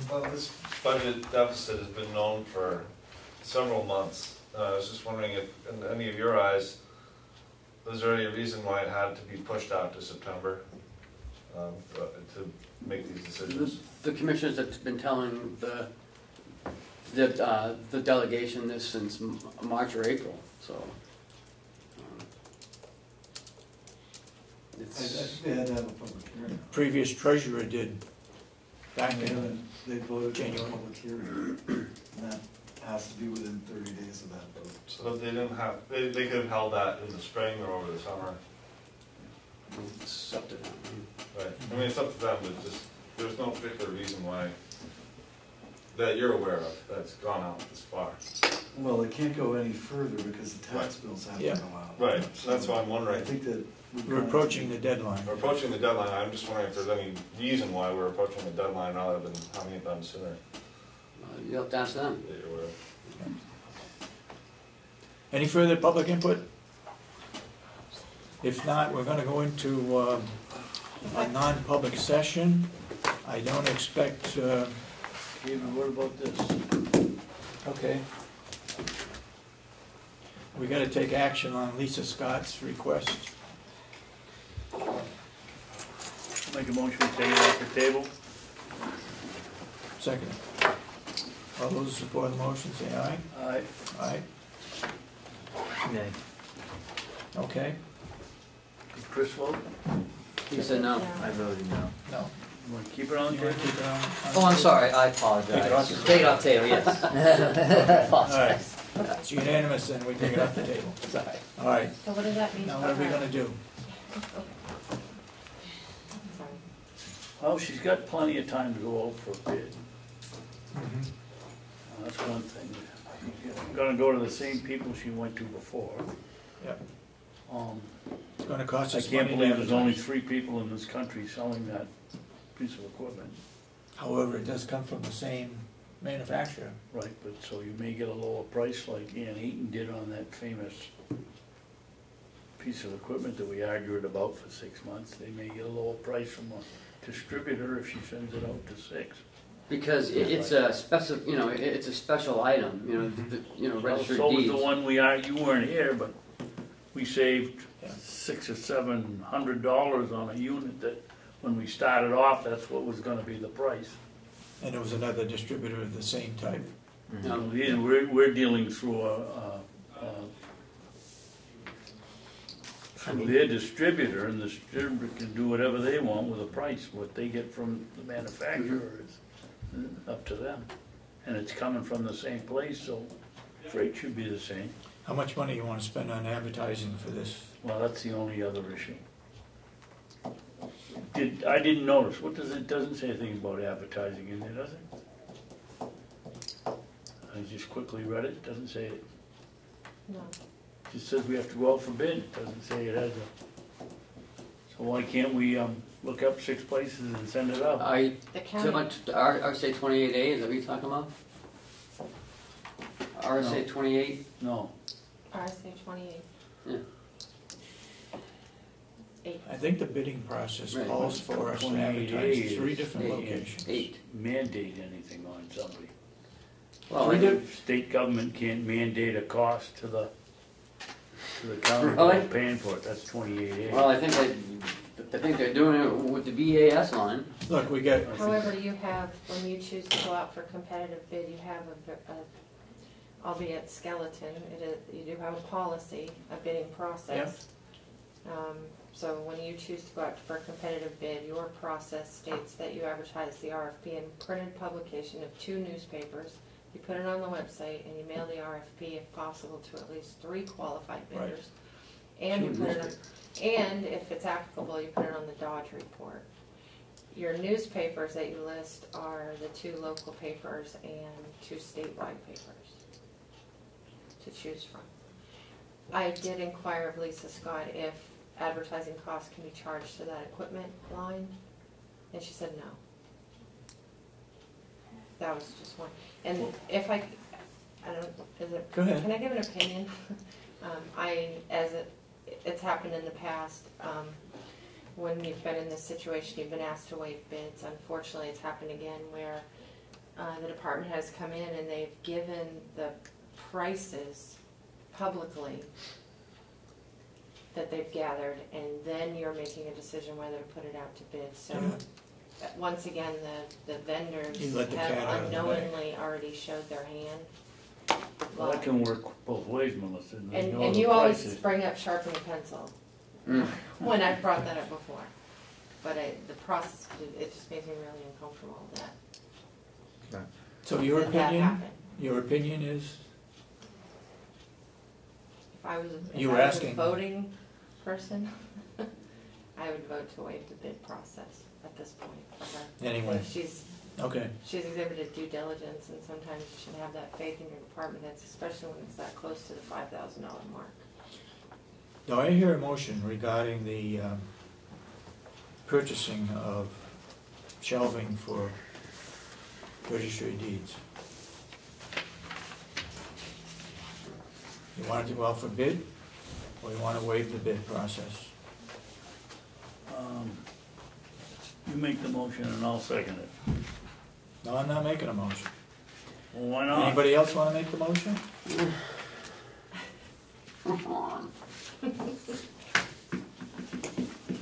Well, I think, go ahead. I'll move that we waive the process. She's got opinions or the figures from 3 different companies coming from the same manufacturer. I guess my personal reason is I don't want to spend the extra money to advertise, because we're going to go to the same people. That's where I'm coming from. I'll second it for discussion if Go ahead. nobody speak to the discussion. Go ahead. The cost of advertising is very expensive. We're paying roughly personnel, goods, somewhere around, with 3 or 4 ads, around $500. It makes no sense. We're not gonna, it's questionable whether we'll save $500. But I think what this has shown us is that our purchasing policy that we okayed a year ago or 2 years ago isn't working. The bidding process. The bidding process. If we send it out to 6 or 7 people, we have done about as well as we can do when it's gonna cost you more to go out for a bid than for a quote than you're gonna save in the job. And it ought to be, we don't need to, why would you send this ad to the Conway Daily Sun when the distributor, the nearest one is Vermont, and the other 2 are halfway across the country? It doesn't, and then pay them $500, about $250 to do the ad. It doesn't make sense. We need to, I'll vote to do away with this if you'll amend your motion that we take up the purchasing policy next week. Discussing the purchasing policy next Well, week. we can take that up anytime. If you Well, I want want to make sure you're going to do it. You put it on the agenda, we'll do it. Okay. I have no problem with looking at the purchasing policy. I think in this particular case, you're right. We can advertise in the Sun and it's not gonna make any difference. It's just gonna cost us money. We can go to the Manchester Union Leader, it's gonna cost us considerably more. I'd rather go out for bid, but in this particular case, she's got 3 different distributors.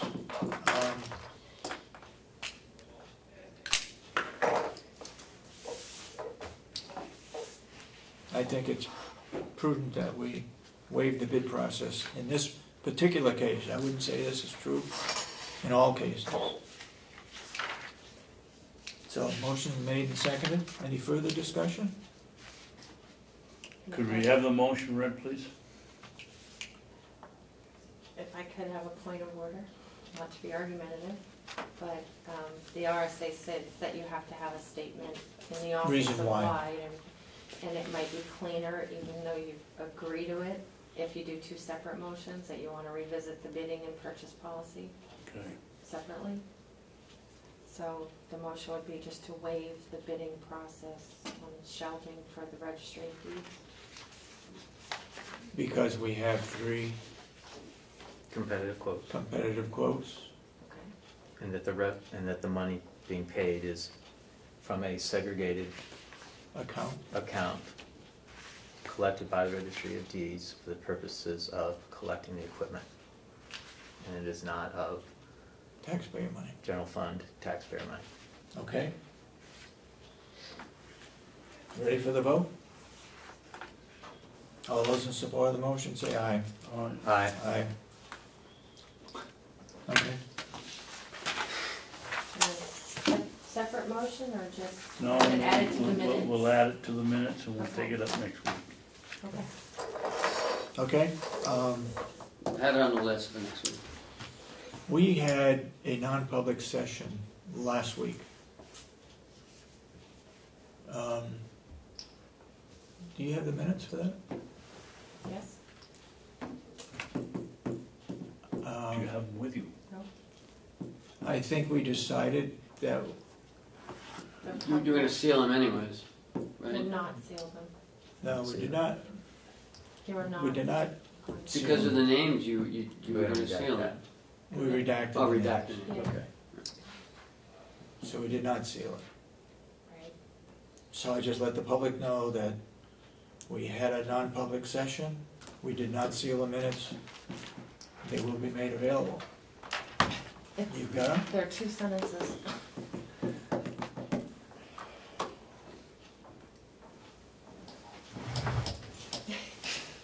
Yeah. Sorry. Is in regards to the water system? Just rub the mouse pad or wake it back up. It's tired. Get out. So, Oh, that, yeah, That's trying it? to scroll it up. So it's just that discussion Is there something? ensued and then Mr. Robichaud will bring policy revisions. So there's no name. okay. All right, so, announce to the public then that we had non-public, the minutes were not sealed. We need to get them printed and available. So, Okay. are you gonna tell the camera that right now? I think I did, I Okay. did, okay, Right. all right. I'm gonna go get Betsy. No. Yeah, We're not gonna do the non-public? Yes, we are, yeah, we are. Okay, can we take a break from? Yeah, because I think we for a should take a second? brief recess for. well, let's go into non-public. Okay, where did my? Make a motion, we go into I non-public got my water now. under 91A3, Now, paragraph 2B, the hiring of any person as a public employee. I'll second it. Commissioner Ahlgren, roll call to go into non-public. Yes. Commissioner Sorensen? Yes. Commissioner Babson? Yeah. Okay, we're non-public.